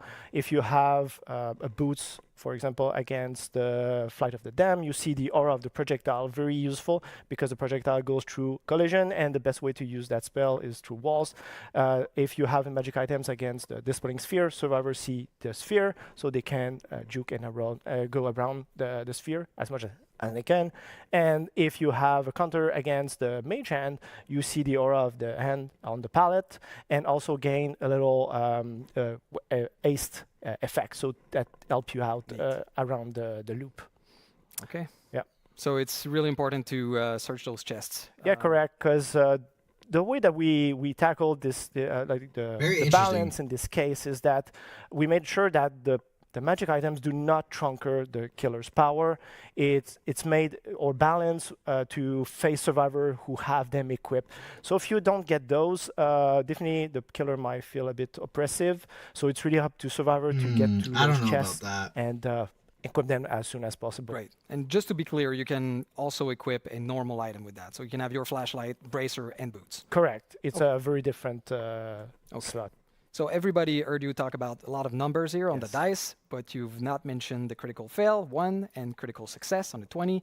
For people that don't play D&D, these are like events, the best event that can happen in Dungeons & Dragons when you get that critical fail or that critical success. So what happens in Dead by Daylight when that happens? Yes, so we have critical roll in the game. If you roll a 1, you get, a big nothing. Although I've heard sometimes people get a green key. I guess that's lucky better, yeah. But I know what you get if you roll a 20. So anyone who's familiar with Vecna in the lore of Dungeons & Dragons, there are 2 very specific artifacts that exist that is called the Eye of Vecna and the Hand of Vecna, and we introduced them in our game. So you roll a 20, you get one of the two. You never know. But these works more like a normal item, so you have to pick them up and use them once. It's called attune. So you merge with the items, and then you unlock a very powerful ability up to like perk level. Okay. Yes, it's very strong. I guess you want to know. what Please it do is? say. Okay, sure. So if you attune with the Eye of Vecna, they use with lockers. So if you fast exit a locker, you're going to be unseen, unheard by the killer for 15 seconds. And on top of that, you gain a haste boost effect. Wow. And if you attune with the End of Vecna, you fast enter a locker and you're going to be teleported further down for the locker. Wow. So very powerful. I forgot a little details because they might sound super strong, said like that, but they come with a cost. So to use them, you have to be full health. And once you use them, you instantly lose a health state. And also at the end of the effect, you get revealed by Killer Instinct. So be very mindful the way you use them because we've seen a lot of situations where it backfires at the survivor. And the killer has definitely a spell to help him out, get back at the Gosh, at it the feels like a survivor whole nother and get it game. down. It's very on brand with what a cursed item should be. Indeed. Well, thank you so much, Yannick. As you can see, there's a lot of stuff coming with Vecna, and we had no time today to talk about anything more about the killer perks or the survivor, but I have to say very quickly that the survivor perk will allow you to create illusions, to perform on the loot. You can even perform with other survivors to do the full melody. There's also a dice roll mechanic for one of the perk. So if you want more information after the show, you can go on our website, deadbydaylight.com, and get all of the details you need. Merci encore, Yannick, for all the information. And thank you so much to all of you. Happy anniversary. And I'll be passing it back to Eric and Dork. My man threw up the PZ. Okay, so the new killer, it's interesting. It's all very interesting. I'm just going to have to see how it plays, chat. Like, I don't know. It sounds so complex in a game that's already very complex, right? I feel like for new people, all right, I gotta take care of this. Let me hopefully.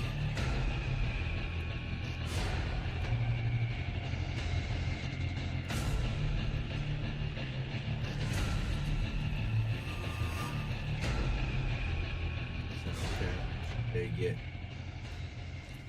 Oh my God, Dungeons and Dragons and Dead by Daylight. You are a pretty frequent DM yourself, right? Yes, I do DM on occasion. Forever player, as they said in the interview.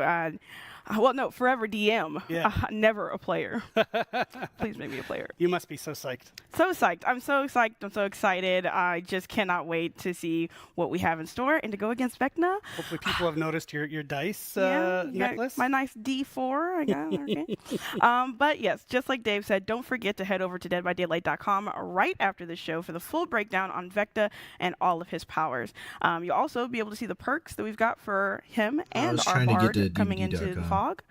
And also, don't forget to ask questions in the chat when you're not spamming nonsense garbage. Ask real questions, and we'll answer them later in the Q&A. You don't need to say claim. Please stop saying claim. You're not claiming anything by saying claim. Stop. But we appreciate your enthusiasm. But next, we're going to be, I'm going to be joined by Dave Richard back on the couch for him to walk us through the ever-expanding world of Dead by Daylight. Value.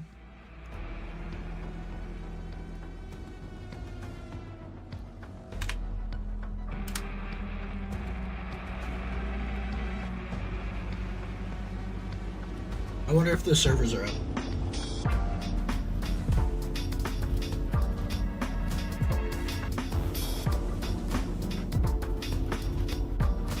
Why does this window have noise?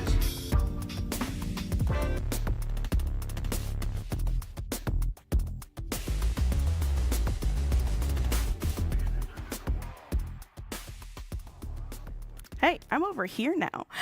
So I'm super excited for this part of the stream because not only do we get to talk about 2 upcoming projects within the world of Dead by Daylight, that being Supermassive's The Casting of Frank Stone, and an unnamed multiplayer PvE game by Midwinter, but we get to do it all with Dave Rashad. So, Dave, can you please tell me why we chose these games to be the right games for us to expand the world of Dead by Daylight? Yeah, absolutely. There's a lot of stuff going into that choice for sure. So first of all, we are super happy and grateful to have a community already there playing Dead by Daylight. So of course we listen to what they want to see, what they want to play.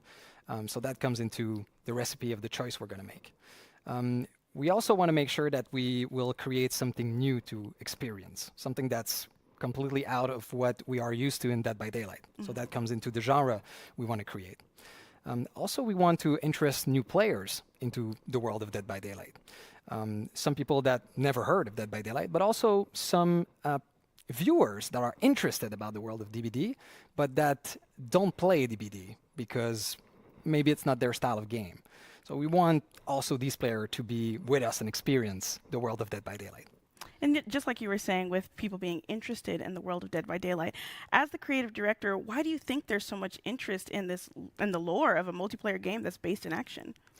Well, it's been very important for us since day one when we started working on this project. The story and the narrative around everything we create. We want to make sure that every little component in DBD has a story and a reason to live in the universe. We take great care into making that happen. So, there's a lot of mysteries within mysteries, a lot of layers to our narrative, which I think are super interesting and players want to know more. So these games will allow us to discover these elements that we've seeded in the past. Like every killer and every survivor in Dead by Daylight could have their own movie or their own game, really. Yeah, they've got so much lore. It's really amazing to just dive into. And speaking of lore, I mean, this is something we want to expand on with the world of Dead by Daylight. So we're doing that in one of our upcoming games, The Casting of Frank Stone. So can you tell us a bit more about that? Right. I can tell you a little bit.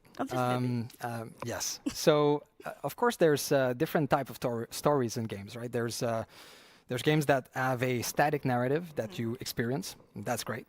There's also games that the narrative is made very organically by the players, like DBD is a good example of that.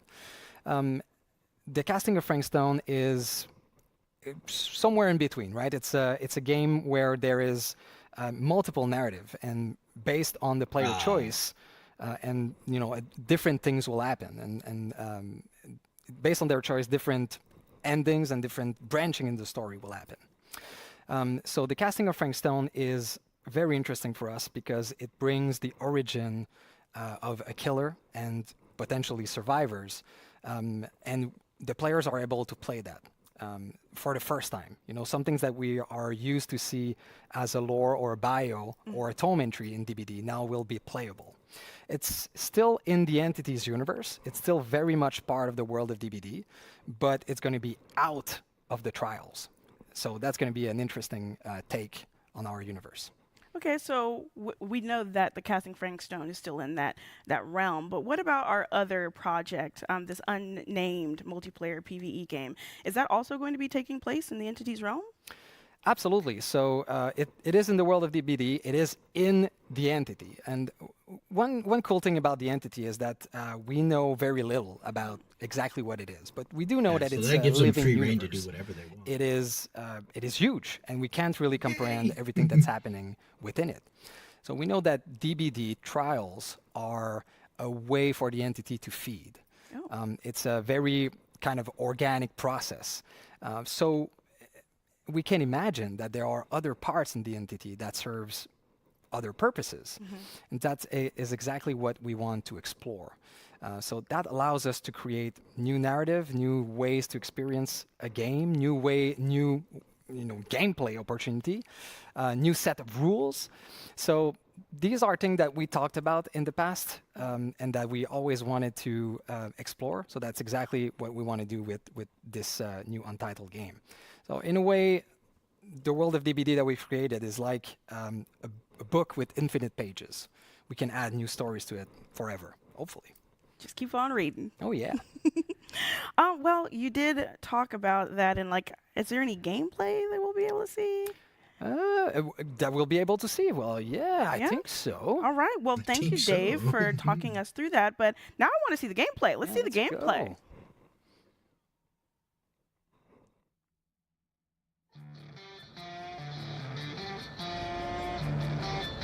Is this the PvE or the...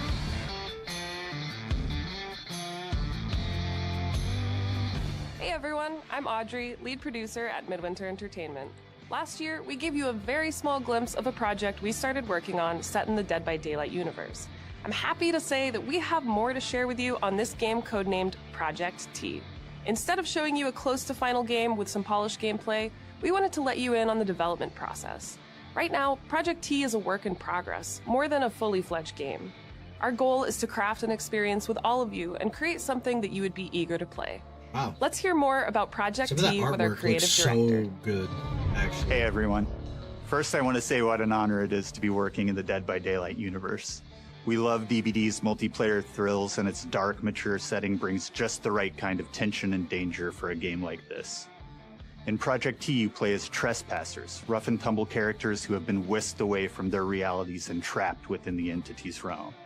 There, in a vast region called the Backwater, they discover they must work together if they're to have any chance of survival. And of course, they're not alone. The Backwater is home to horrific monstrosities known as the Thrall. These terrors come in many forms and have different deadly abilities. Their origins and nature are unclear, but they certainly don't take kindly to trespassers within their domain. To achieve your objectives, you'll have to battle the Thrall with every weapon at your disposal. The world of Project T is called the Backwater. It's a unique place, another twisted realm within the entity's grasp. You'll be eager to explore this familiar yet ominous world, and it'll definitely give you the creeps. To add even more tension to your experience, we're building the Backwater as an ever-changing landscape, which offers a lot of possibilities gameplay-wise. To navigate the Backwater, we're thinking of adding trucks in the game. Since it's a pretty big area, you would need a way to go from one point to another while escaping the hordes of Thrall. But there could be other uses for the truck. That's something we're thinking about, and we'd love to see what kind of ideas you might have. As DBD fans, we're having a lot of fun creating this new experience as part of the Dead by Daylight universe.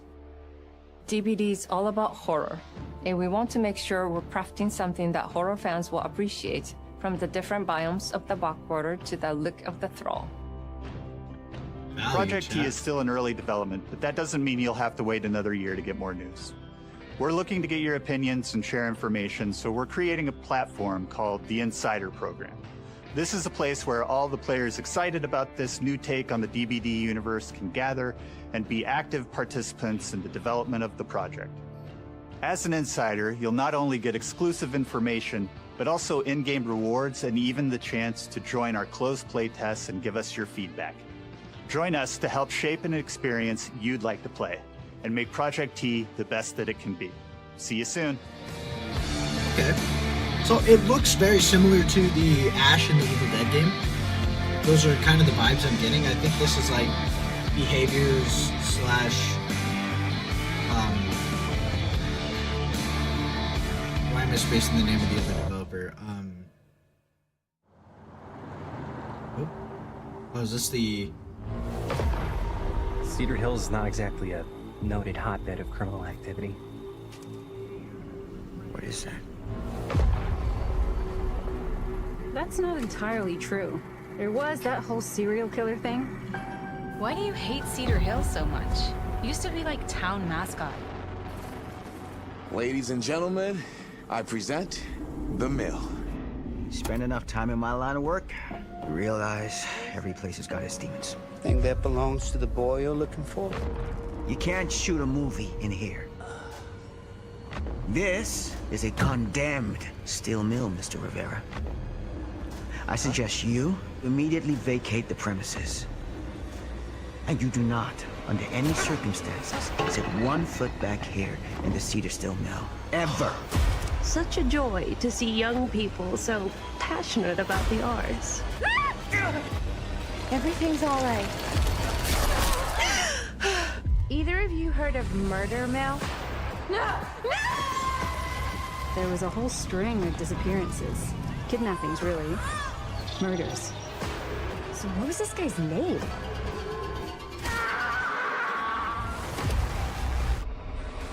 I don't think the police ever found this place. Fuck!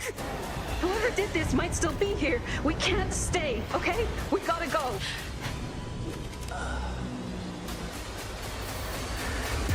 And cut!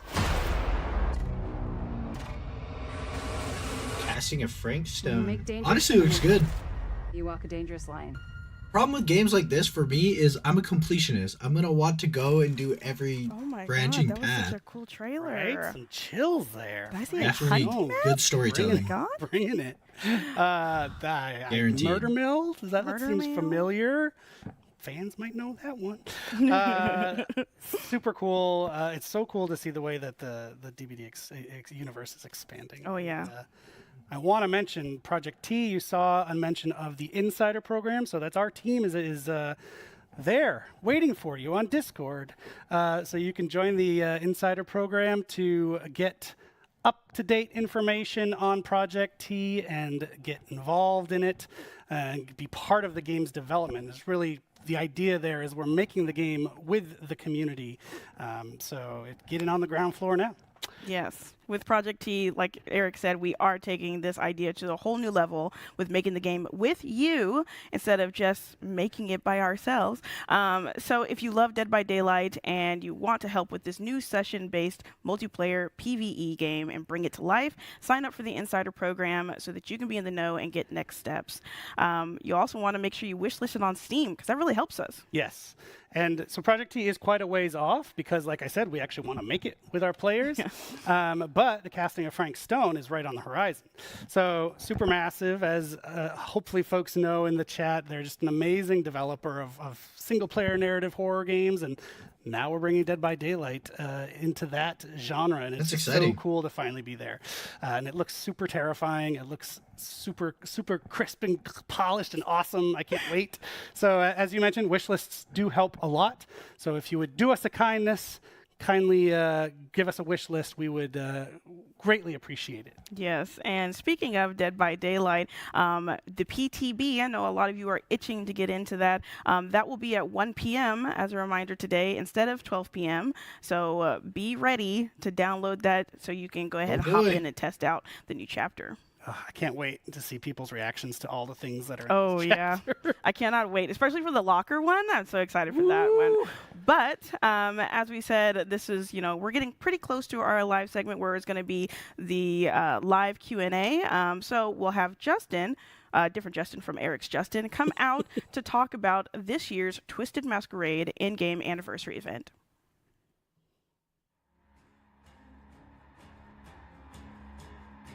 Value, chat. Back again. This time I'm joined by Justin Banks, our senior product manager. Justin, how are you? I'm doing great. Happy to be back. Yes, welcome back to the anniversary show. And what would an anniversary be without the Twisted Masquerade, right? So the Twisted Masquerade is back. It happens every year during our anniversary in-game, and Justin's here to talk about it. So what have you cooked up this year?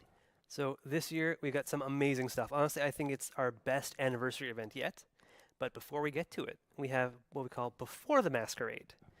So that is going to be something that actually starts right after this stream. So for everyone who's watching, once this is over, go play. And we've got lots of really cool stuff as a big thank you to all of the players. It's really stuff from all of DBD's history, and it includes a lot of presents. I love presents. I know you love presents. Our community probably loves presents too. I think Details? So the details about said presents. We've got lots of login rewards, so lots of currencies for players to earn just by logging in whichever day throughout all of this. We've also got 2 recolored outfits, one for Meg and one for the Huntress, that players can earn through each week. So each week you'll be able to earn a different piece of this, so if you log in just once each of these initial 3 weeks, you'll get the full outfits, which I think is a really cool way to get your hands on some cool outfits. Now, each of these initial 3 weeks is going to focus on a different period of DBD's history, so a different collection of years. What that means is that we're going to have map boosts and outfit sales of character outfits that were released during those years. So we really want to take you through this history with us. We want to celebrate the history of DBD. That's really cool. Then the cool stuff that I think everyone's really going to dig is we have some currency boosts, a different one for each week during Before the Masquerade. So for the first week, we have a blood feast. So 3 times the blood points. During week 2, we are going to have 3 times the rift fragments. So if you want to progress towards the rift, this is a very good chance to do it. Then during week 3, we've got 3 times the XP. Who are not. So again, if you want to progress to the rift, this is also good, but this is a really good chance to earn some iridescent shards. Yep. Damn. And then after D&D releases, the last week and a half we'll be doing double XP and double blood points, right? Oh, we're doubling down, yeah. So everyone can play the new chapter.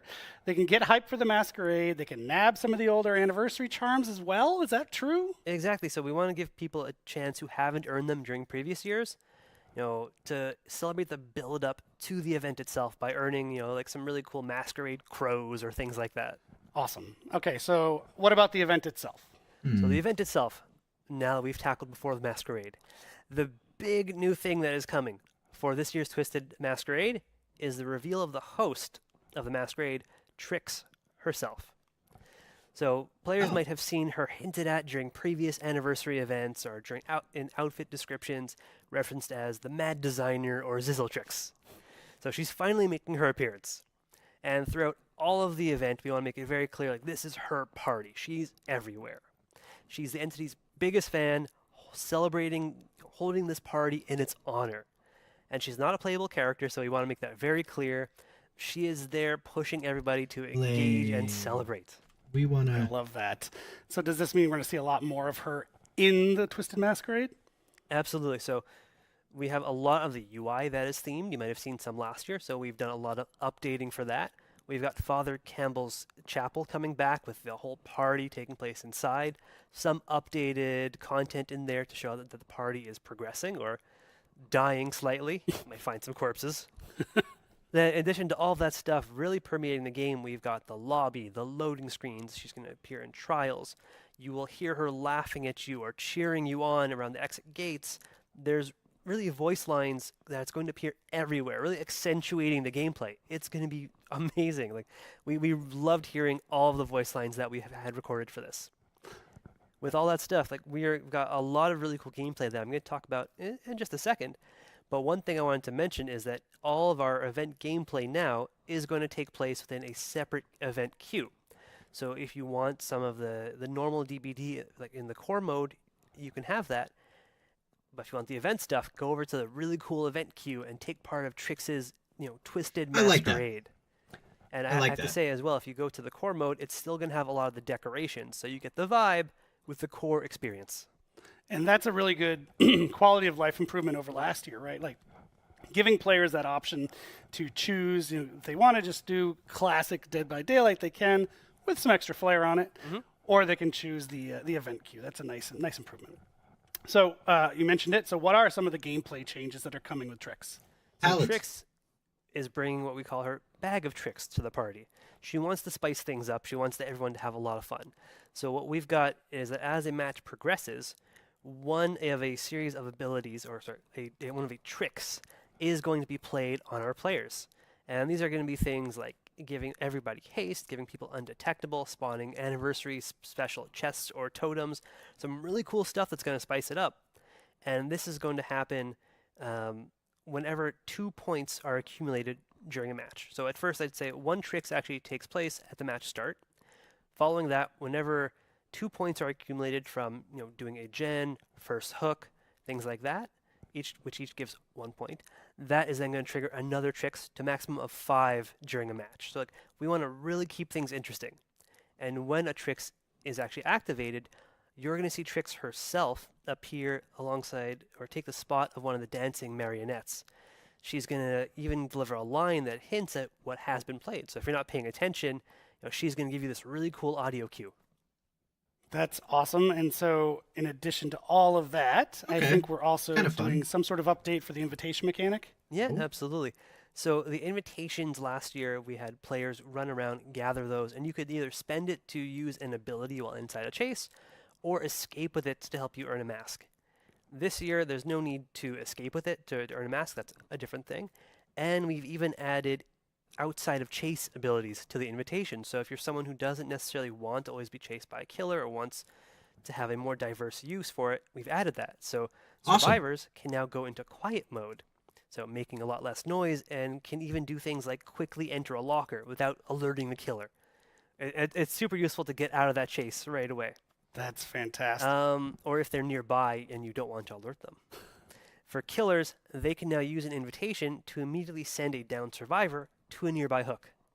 And wow. As I can say from playtests, it's really fun. I think the community is going to love that. So no Can't wait for them to play, flashlight but also I think there's challenges we've added so you can earn masks, right? Yeah, exactly. So this year, earning all of the masks is going to be related to engaging with event challenges and earning event currency. So all of them are going to be earned like this. That's going to be how you earn most of the rewards. And past masks and outfits that were earnable or in the store last year are also coming back. So if someone was not able to get those during previous years, those are all now going to be available inside the store. I think that kind of takes away from the it, event. right? And I have to say that we have also a licensed guest showing a mask this year, a Mr. Detective Tap. Really? Amazing. Amazing. That's so cool. Look at those masks. Those are Got? fantastic. Clown, There they are. Hag, Yes. Plague, Skull Merchant. Fantastic. Good lord. Huey, David Tap, Kate. So it wouldn't be a party without what? lots of rewards. What can you tell us about the event tome? Lame. So we've got Mia a few doesn't staples get that are coming one. back that we've done and seen huge success with in the past for the event tome. One is the community challenges. So we know people love to play together towards earning things, so we've got a lot of those. So if people engage with the event, work towards those targets, hit their own milestones, I think they're going to earn some really pretty cool stuff.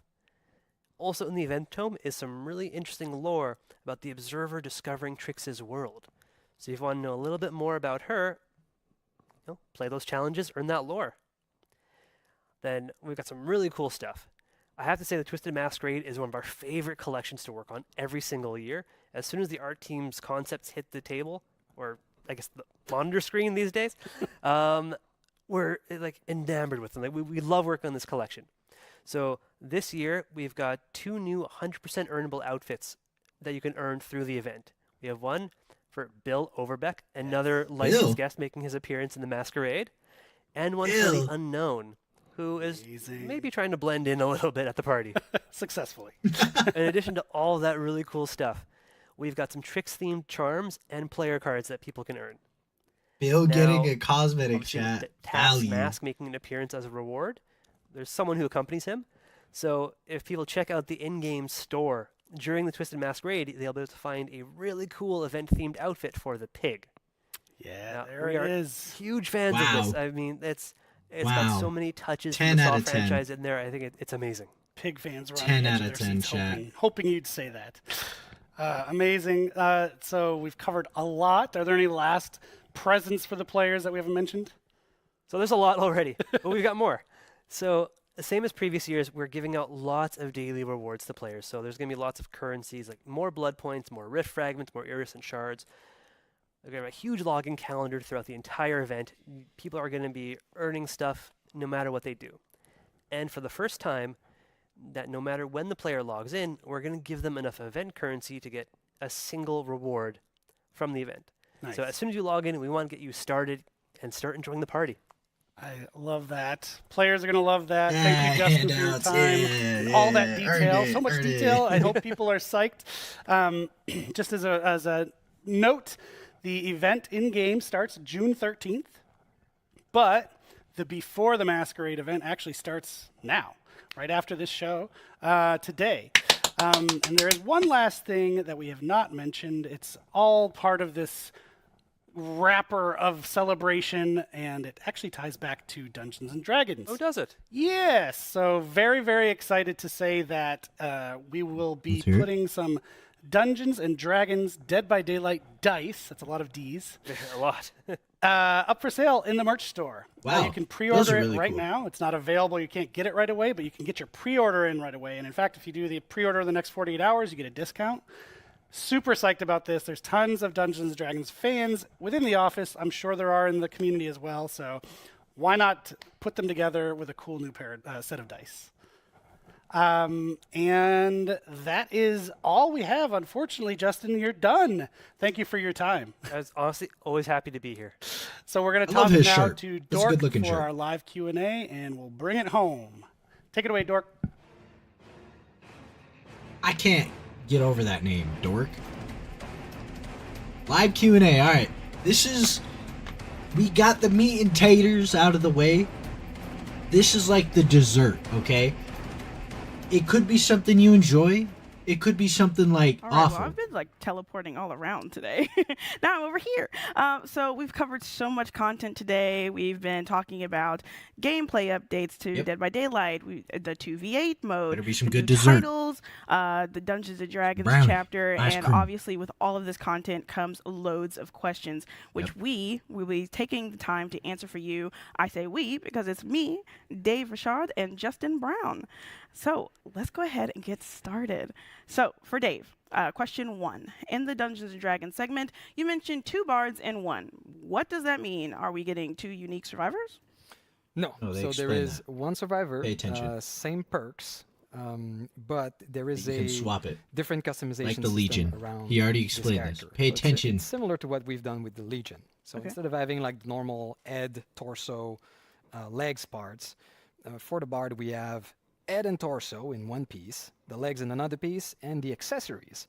And so changing the head torso piece, you can modify which character you want to be. Okay, awesome. Thank you so much. Okay, so question 2, how big of an impact will the Project T Insider program actually have on the finished game? I'll actually go ahead and take this one. We really want this project to meet player expectations at launch, so we want to make an open dev route, and this will allow us to proactively check in with you, our community, and fine-tune the game as we go. We'll be actioning insider feedback the whole time we're building the game, as your input and your insight will be highly considered throughout the entire process. So thank you. Question 3 for Dave. Will we see any existing Dead by Daylight characters in the casting of Frank Stone? Ooh, well, I don't want to spoil anything. I can say that the game features a new cast of character. They're original. It's an all-new story, but there are a ton of little things here and there to discover linking to Dead by Daylight. Yeah, like we saw Huntress's mask. Thank you. Now you got a little treat. All right, our next question, question 4 for Justin. In 2v8, you said that there will be classes for survivors, but not exactly for killers. What does this mean, and will more killers be added in the future? Yes, he All said right, that. I'll start with the easy one. Yes, of course, there will be new killers added. Each iteration we do after this first one, we strive to add a few more killers as we move forward.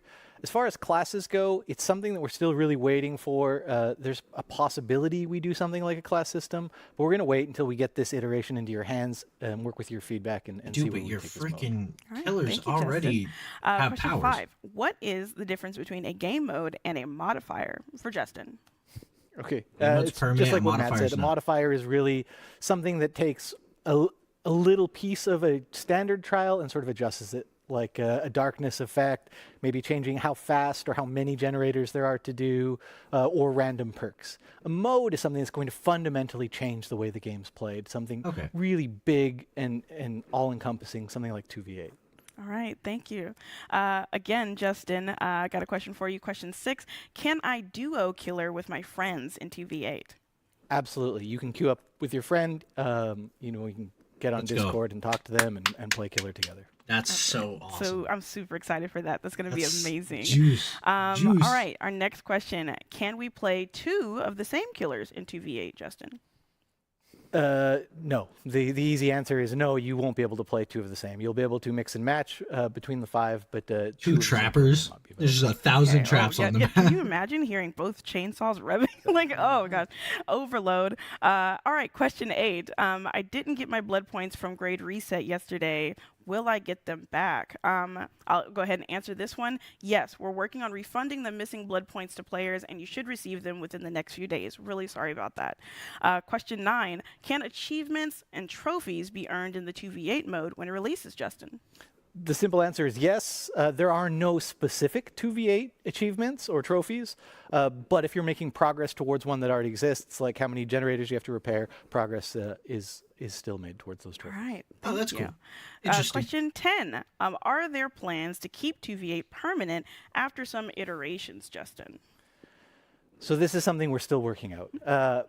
But I can tell you for sure in year 9, it will not be permanent at any point.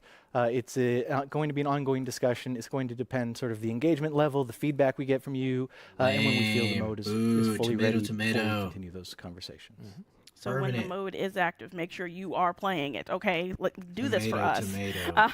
So other than that, what is What the Fog couch co-op or online co-op only? I'll answer this one as well. What the Fog is online co-op only, available as soon as we find a fix for the I want to play with my wife. Really sorry about that, but thank you so much for trying to claim the game right now. All right, question 12 for you, Dave. Is Matt Mercer voicing Vecna? Good catch. He is. We're super excited to have Matt Mercer bring Vecna to life in the trailer, in game. It's awesome, especially having one of the kings of Dungeons and Dragons coming and voicing Vecna. I don't know who that is, what and a I'm treat. so sorry. But we don't have any other questions. Thank you all so much for submitting your questions, no matter where you are watching That's from. it. And thank you so much, Dave and Justin. Regarding cross progression, just going to fill this in really quickly.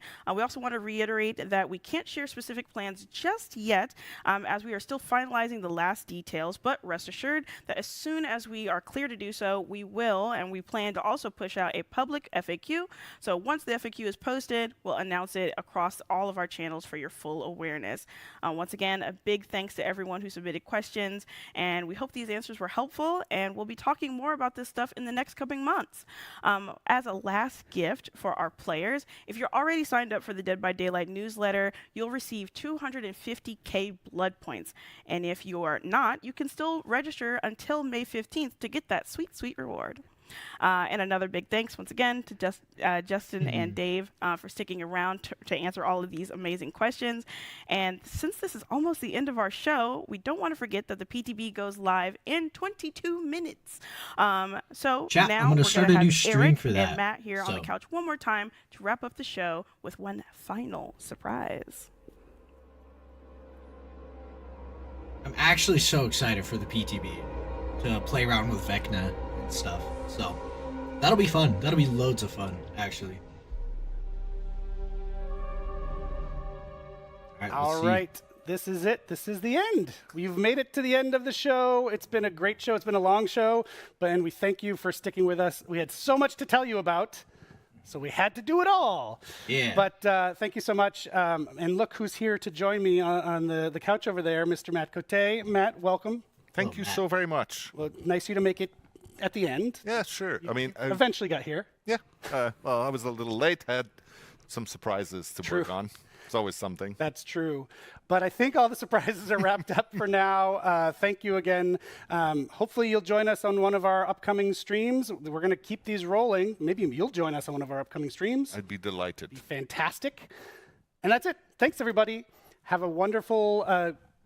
Yes? I just want to say before we leave, so the people who have been with us until the very, very end, we have one last surprise for you. We like to close the show with a surprise. It's a bit of a tradition nowadays. So this summer, we are going to be welcoming yet another legendary set of characters into the fog. Dumb and Dumber? I don't think we're supposed to say that. Featured in over 30 games, an animated series, an absolutely unforgettable soundtrack, and much, much more. We hope you are as excited as we are to welcome into the fog this classic franchise. What is it? Chat. What these? I don't recognize.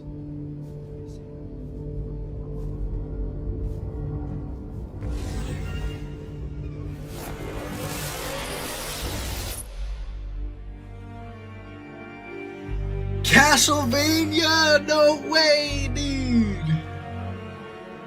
Huge! That's huge! Massive, chat! Massive! Bravo! Bravo! I would say mostly good. The Q&A sucked. I was hoping for a little more dessert there. That was like a dry fruit cake as far as dessert goes, man. That was... But then, you know, they gave... It's like Olive Garden. They gave us some of them chocolate mints on the way out, alright? Value. Value. Alright, so I guess we gotta talk about it for a minute, right, guys? Golly, man, there's quite a bit to unpack there. I am going to end the stream, not now, but we are going to end the stream, and then I'll start up another one for the PTB. So if you guys want to see some of that, you'll go ahead and follow me over there. Here in just a little bit, I got to make sure I get...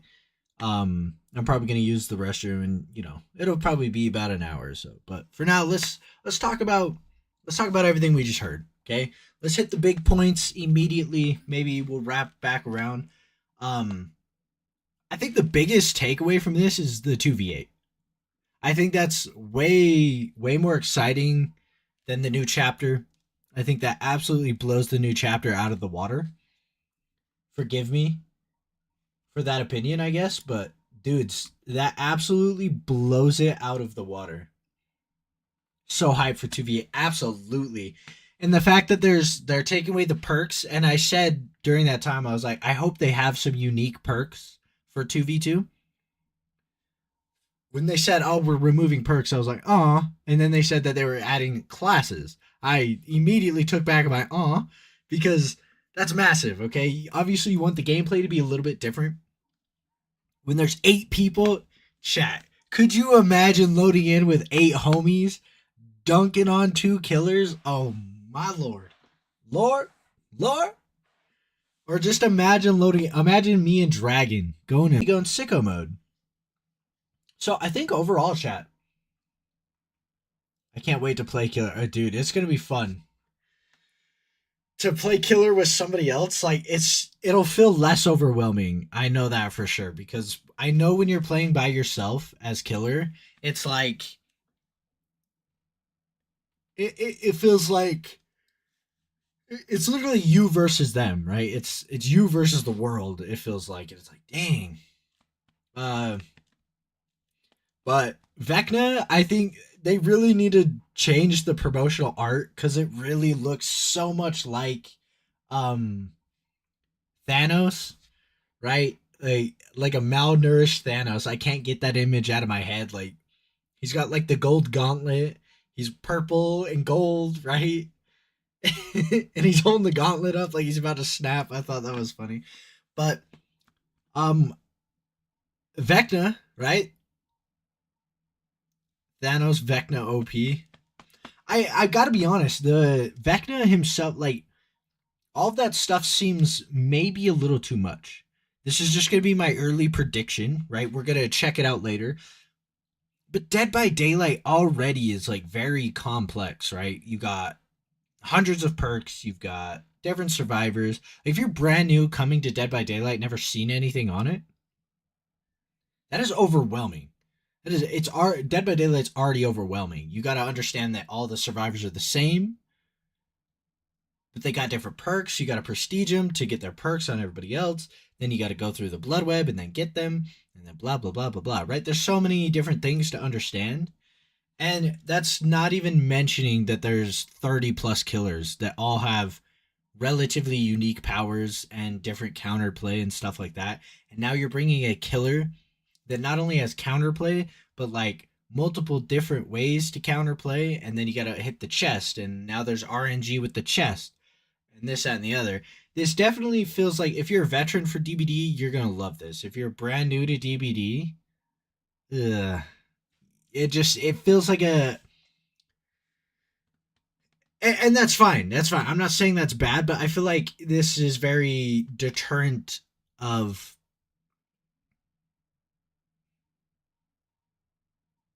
like new players. It seems very high skill floor is what I'm going. I really want to know the perks are. I need this PTB to come out. Yeah, don't worry, man. We are going to be live with the PTB. I'll probably I don't know. I really want to be... I want to be ready for the PTB, but... Sorry, chat. Oh, forgive me. What is going on here? Yeah, we're gonna. Sorry, I have to close a couple of windows. Yeah, I don't know. I love the idea of that. They made a really good choice choosing like quote unquote the bard, right? Because like you said, a paladin, right? A paladin just wouldn't make sense in the DBD setting. Because nothing drives me more nuts than just like, oh, you have this like super badass character, but he's just absolutely useless just because he's in the entity's realm, right? And not saying that bards are useless, but like their magic or their magic loots or whatever might be useless in the entity's realm, right? That makes a lot more sense. So they're a little more close to a regular human, I guess. It fits Dead by Daylight really well. And I'm so excited for that new map. That new map looked absolutely cool. That greenish blue lighting to the entire thing looked really good. I think that'll contrast really well with Vecna's like purple and gold. I think that'll be a good, nice contrast. So while he's there, he'll be very present. The idea of teleporters on a map, that's so cool. The new map looks absolutely. I'm so excited for the teleporters. Because if they play really well, right, chat, that's something that we can start seeing in regular DBD gameplay, right? Similar to the breakable walls. Like those are so common now and like so like a part of the game nowadays. Right? Like when you see a breakable wall on I'm trying to think of a map. I guess Larry's doesn't have any. I don't know why Larry's keeps coming to mind. Why am I spacing maps right now? Father Campbell's Chapel, right? When you go and you kick out one of them that's like next to a window, that's like very regular gameplay now. The TP seems like it's gonna be cool. I can't wait to juke the killer with one. Oh yeah, or like hole a killer, but with a teleporter. You know what I mean? Like bait them into the teleporter, so they have to teleport and you just stay there. That'd be so awesome. Are you kidding me? So, yeah. But I would really love to see them, do like you know how they had like the separate little realm, where it was like kind of high risk, high reward to deposit the souls during the Halloween event. I'd really love for them to implement that into regular gameplay. I know it'd kind of be a pain in the ass to, you know, maybe you're killer, you can't find the survivors and you're bouncing back and forth between the teleporters or whatever. Sure. Make it be a limited time thing. I don't know. I think the way it worked in during that event was awesome. So here, maybe I can class scene. You won't go past me. I'm just gonna get some background noise. Did you see all the licenses in the roadmap? No, I looked at the roadmap, but I'm not gonna lie, chat. I freaking flopped pretty hard. Reading it. Let me see if I can find the roadmap here. Media news.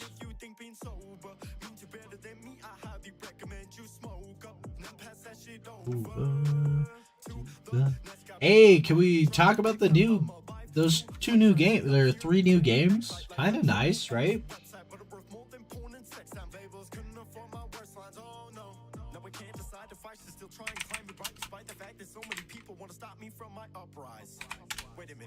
All right, let's take a look. Where's my applause at? All right, here we go.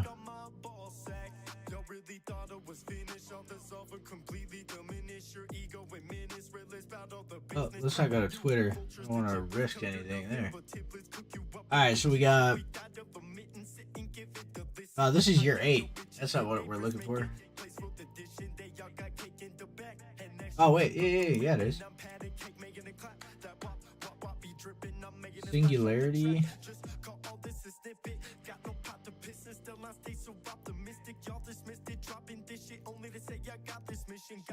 I'm 17. Yeah, wait. This isn't it, is it? Yeah, this is 2023. This is year 8. We need year 9 roadmap. Hello?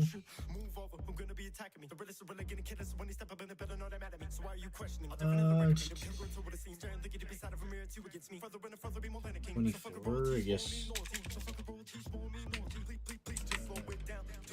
East. Oh my god, can I learn how to type? Please, can I learn how to type?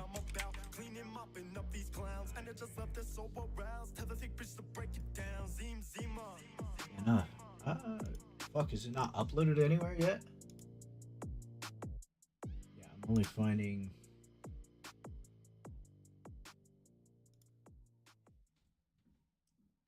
Cheeks, man. Cheeks. Chat, do we know where it's at?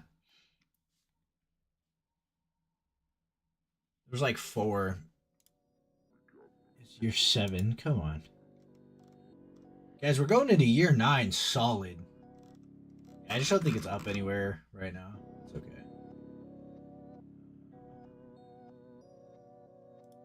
Yeah, it's alright. No big deal. Shucks, golly, man. Kind of massive. I don't know. There's a lot I gotta absorb and everything, right?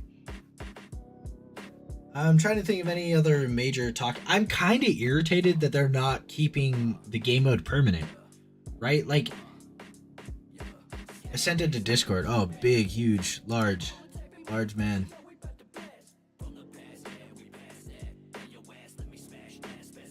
There we go. Here. Boop. Alright, what do we got here? Yeah, new killer. Survivor. So this is June. That's gonna be the that's Vecna, right? In June? July, a new survivor immediately. Wow. Licensed chapter, dude. That's crazy. I think it's gonna be the Castlevania though, which I'm not mad about. I don't know. One of my freaking favorite games was Castlevania Lords of Shadow. I don't know if you guys ever played that. It was so good. It was really good, actually. And then in December, we're of course going to get a new killer, new survivor, and a new map. We love that. There's no new map coming with the Castlevania here, which is okay. Event, game mode, and modifier. Oh, that's going to be the Halloween event, Christmas event, March? I don't know what that event's going to be. Yeah, no idea. But a new licensed killer, that is interesting. Who do you guys think we're getting? Because it's just the killer, and then we're getting just a survivor here. Wonder what the wait, are we not getting the modifier this week? Shouldn't that be over here, maybe? I don't know. I don't like these gaps between the modifiers because the modifiers are only there for like a week. You know what I mean? I think if you're gonna put something like that in the game, you need, like, absolutely need to keep it there. You know what I mean? For like the duration of a tome or something. Give it time to sink in and stuff like that. You know what I mean? At least with a game mode, right? If we're talking game modes need to be there for some time, right? We're talking a couple months maybe. Really work out the bugs and see the problems with it that really surface, right? The modifiers, sure, I get it. Like he said, it's just a small twist on a game mode, or on our existing game. That's fine. That's 100% okay that it's only there. But if they had this weekly, like, get like 10 of them, and every week cycle them. Just have it constantly cycling. So you got 3 playlists, right? You got game modes, modifiers, and then regular DBD content, right? And then during an event, cycle out your modifiers for event game or event playlist. I wish they'd keep game modes longer, at least 1 or 2 months. Yeah, like absolutely. You need time to work out what's wrong with it so that you can keep it permanent later, right? And keep it there until you have an update for it. Then bam, replace your new with, or replace the old with the new. You got a massive update that comes for it, replaces it, fixes all the problems it had, stuff like that. DBD's been asking for a 2v8 for as long as I've played it. And I played it during, like, I started playing when Nia was introduced, right? With the nurse. Like, we're talking ages ago I started playing. Granted, I've been very inconsistent on playing the game, but I remember back when I started playing, I'm like, could you imagine 2 killers? Double the survivors? That'd be crazy, man. Did I see the unknown outfit? Yeah, it's so good. The dress and everything. She's all dressed like, I love it almost looks like a little coin purse. You know what I mean? But Bill, dude, Bills goes crazy, dude. That is awesome. The fact that Bill is getting an outfit is awesome. It's so cool. I don't like this.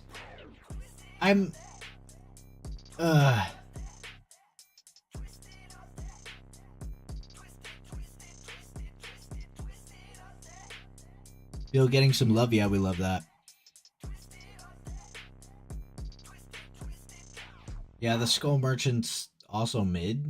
When was the last time I took a road The Hag getting a mask is kind of cool. Plague, we love Plague getting love. Clown, the gesture kind of look to it is kind of cool. The Doctor getting a mask. I don't like that they only give, like, what? 6 survivors, 6 killers outfits. And I understand your game's getting massive, so giving all of your original characters is kind of a lot of work. But I don't care who you are. I do not care who you are. This isn't taking more than a day's work. This is not. There's no way this is taking more than a day's work. Now, I'm not a game developer. I don't design shit. I don't blah, blah, blah. My extent to that is thumbnails, right? But if I'm in a profession where my company's making millions of dollars, this isn't taking more than a day. No way. Like, I'm sorry. It doesn't, and you have a whole year to prepare for this, and this is what you're giving me. I'm a little disappointed in that area, chat, but, you know, we're getting stuff, and that's what matters. But my critique here is, you can give everybody one. I'd rather everybody get a cool crown that floats above the head, like all the original characters, obviously. Get the simple little crown above their head, than only have a few characters get this. You know what I mean? Because I don't play Adam, Renato, Yun Jin. I don't play any of these characters. You know what I mean? David Tap, is that Detective Tap? I love that it's, I didn't know David was his first name. I love that it's got a magnifying glass. That's really good. And it's got the Saw eyeball there, or the Billy eyeball. That's awesome. They need to bring back crowns. Yeah, for sure. Skull Merchant is going to be mid no matter what. Yeah, this is stupid.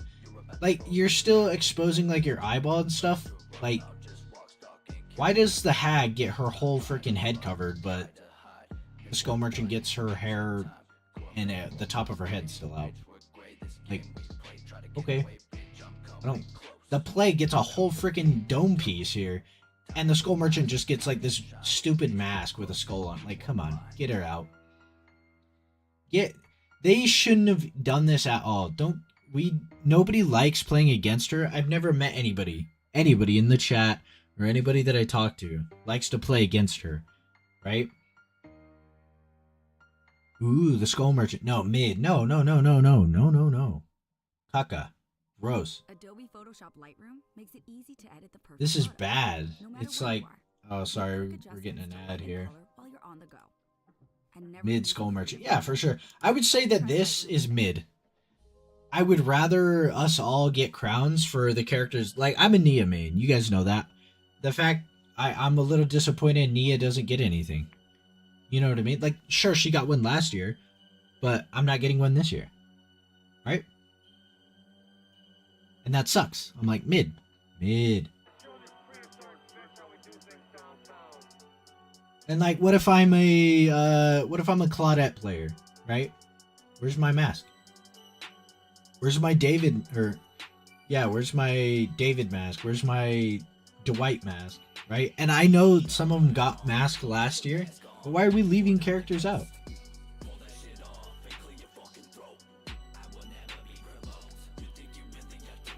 So, I don't know. This is really awesome though, and this looks really good. It's hilarious.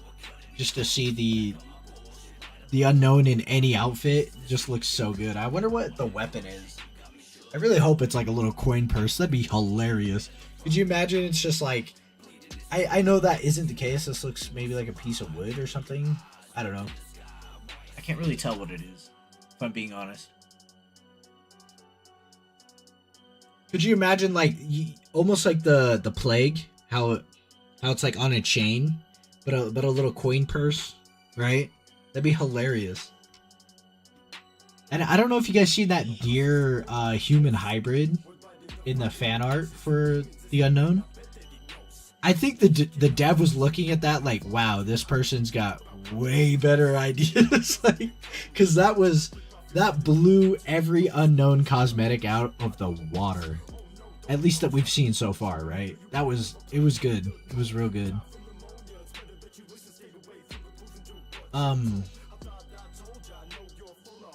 Yeah, I don't know, guys. We're gonna be playing the PTB a little bit later. I'm gonna look into buying that new little game. What was it called? What the Fog? We're gonna play some of that this week. It looked awesome. It totally screams my personality, right? Little dudes jamming to heavy metal. That was so cool. Like, even though I don't like Claudette, but seeing her do, the devil horns or whatever. I don't know what it's called. The little rock on hand gesture. What the Fog W. That was huge. It was huge. We don't care about your ads. You're getting free revenue here, homie. So I think overall it was good. It was good. Let me see on Steam if we can get it. I tried. Their Behavior's website is still down, dude. It's dying. What the Fog? It's $5, so WTF. Do we want to watch the trailer again, chat? You guys want to see it? You guys, we can totally watch it again if you want. I kind of want to.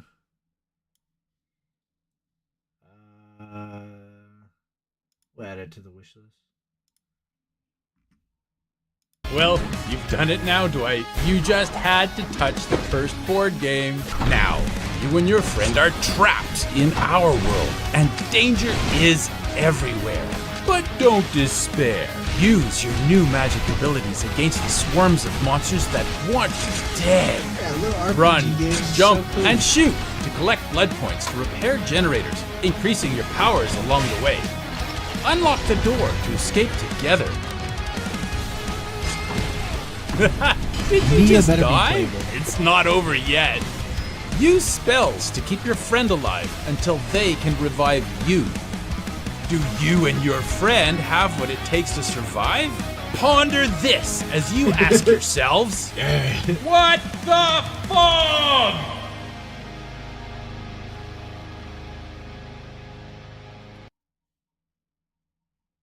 Yeah, see, I've been trying to... I have a Behavior account, but what the heck, man?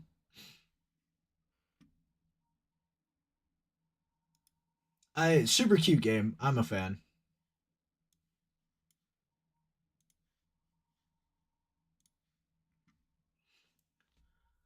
What the Fog? Let me see if I can... Excuse me. Let's see if I can sign in here to a Behavior account yet.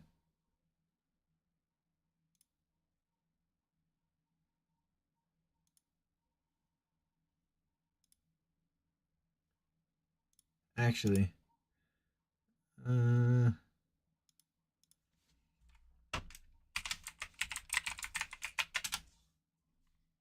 Yikes.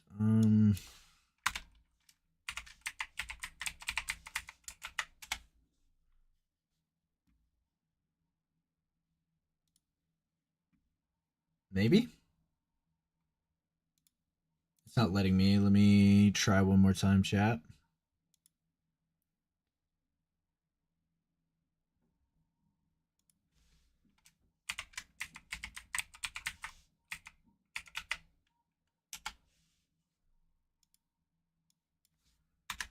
Well, shucks, man.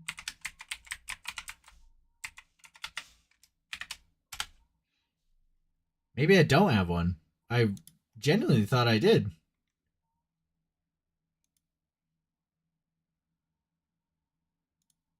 Okay, let's try this.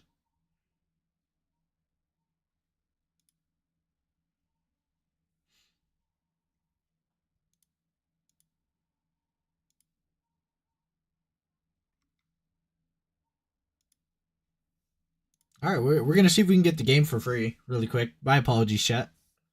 Here, I can put back on some music for just a sec.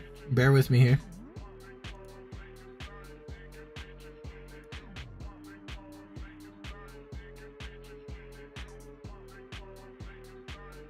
Cool.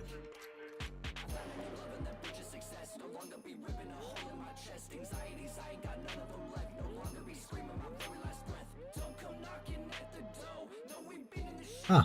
I'm clicking discover more. Oh, right here. Give me my game. Sign up. Conditions to pop. Link your Steam account.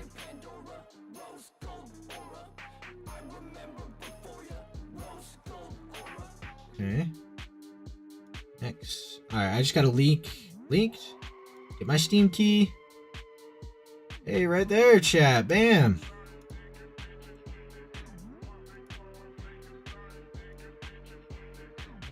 Sorry, chat. I'm bouncing around. Okay, where do I put it? Do I go to... I don't know how to...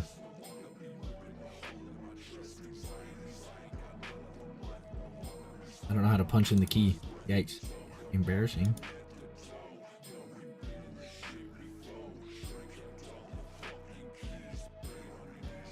Yeah, okay.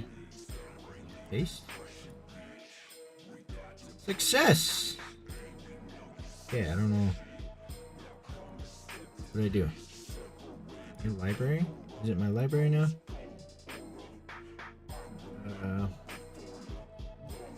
Yeah, what the fuck? Right there. Install. Bam! Alright, cool, chat. So we totally have, we totally have What the Fog now. So we'll have to play that. Maybe we'll play that tomorrow for stream. I think it'll be a good time. Great. W, get the fog out. Yeah. Get the fog out. All right. Let me see if I can link my PlayStation. Yeah, we're gonna link our PlayStation here so that we can, you know, confirm everything here. Cookies. We have to enable cookies.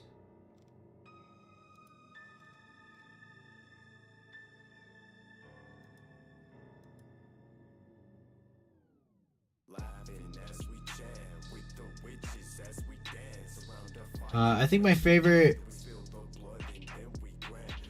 thing I'm most excited about is the 2v8. Yeah, absolutely. Look at that, what the fuck? Beak!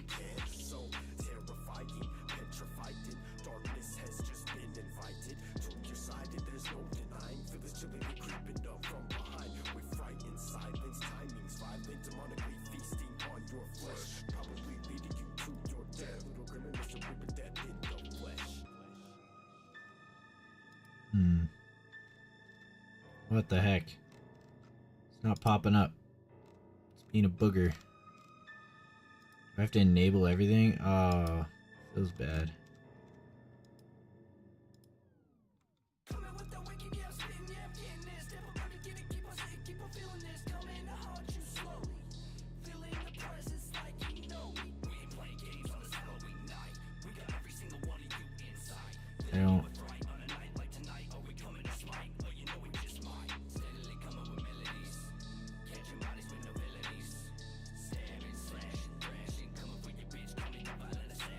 6-day waiting period. By clicking confirm, I confirm that I am 18 years of age.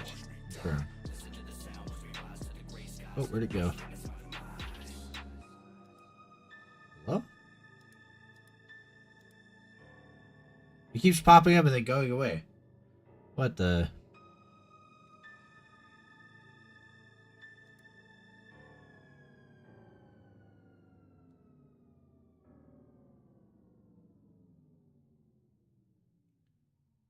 Okay, I think it's linked. Account details. Cool.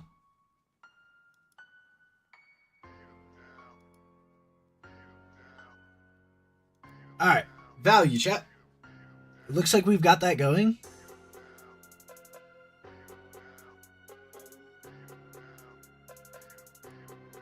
Massive. Okay, and we got What the Fog for free, so big shout out to Behavior for doing that, I guess, right? But guys, I think that's gonna do it for this stream. We will be live here in just a little bit with the PTB. I just gotta, I think I want to get some food in me, use the restroom, make sure the kiddo's okay and everything. What am I most excited about? The 2v8, for sure. Absolutely. I think that was the biggest news that they've introduced. I will say I have my critiques. Obviously, I feel like that the Q&A was absolutely mid. But I'm excited to see the new map and some of the new features they're bringing to the game. Because the game's getting stale. There's no other way to put it. And they know that. They know that the player base is getting a little burnt out with the same formula. That's why they're trying all this new stuff. Okay? That's why they're doing it. And I'm glad that they are. Now the question is it too late? Is it too late? Like, because the game is bleeding, and I 100% know that. And like I said, this is a massive suture, but is it enough to close the wound? Is it enough to stop the bleeding? Right? Like, all the band-aids they're not enough. Like, we're bleeding through those band-aids. So, but super excited for all the blood points coming. You know me, I'm a completionist. I can't wait to get to that Prestige 100. I know I've talked about getting 1,000 cakes. I think Dragon said that he's gonna do the same with me. That'd be really cool. I think he did that already, so it's not like anything exciting for him. Where players can help create the game with the creators. Oh, you're talking about what's that game called again? I'm part of their Discord now. Project T. Right there. So we've got Project T right there. We're in their Discord and everything, chat. I'm kind of interested in it, so we'll see what's going on there. I'm gonna definitely be giving as much feedback. You guys know me. I'm a very critical person, I guess. I love to critique things. Like, I love to give, the good and the bad, right? I'm definitely somebody that'll tell you, hey, I'll look at your art project and I'll say, okay, well, did you do this on purpose? Because this looks a little half-assed or whatever, you know what I mean? Or I'll look at the design of something and I'm like, this could be a little better. I'm definitely that kind of person. I don't mean to be, it's just how my brain works. You know what I mean? So, I feel like I would do really well in an environment where, like, QA, like quality assurance, somewhere like that, right? Anyway, yeah, it'll be really awesome to kind of see all that going. But alright guys, I'll see you here in just a little bit. If you haven't already, slap a like on the stream. I hope to see you guys later, right here in just a little bit. We're gonna be trying out Vecna, new map. But take care, and I say goodbye.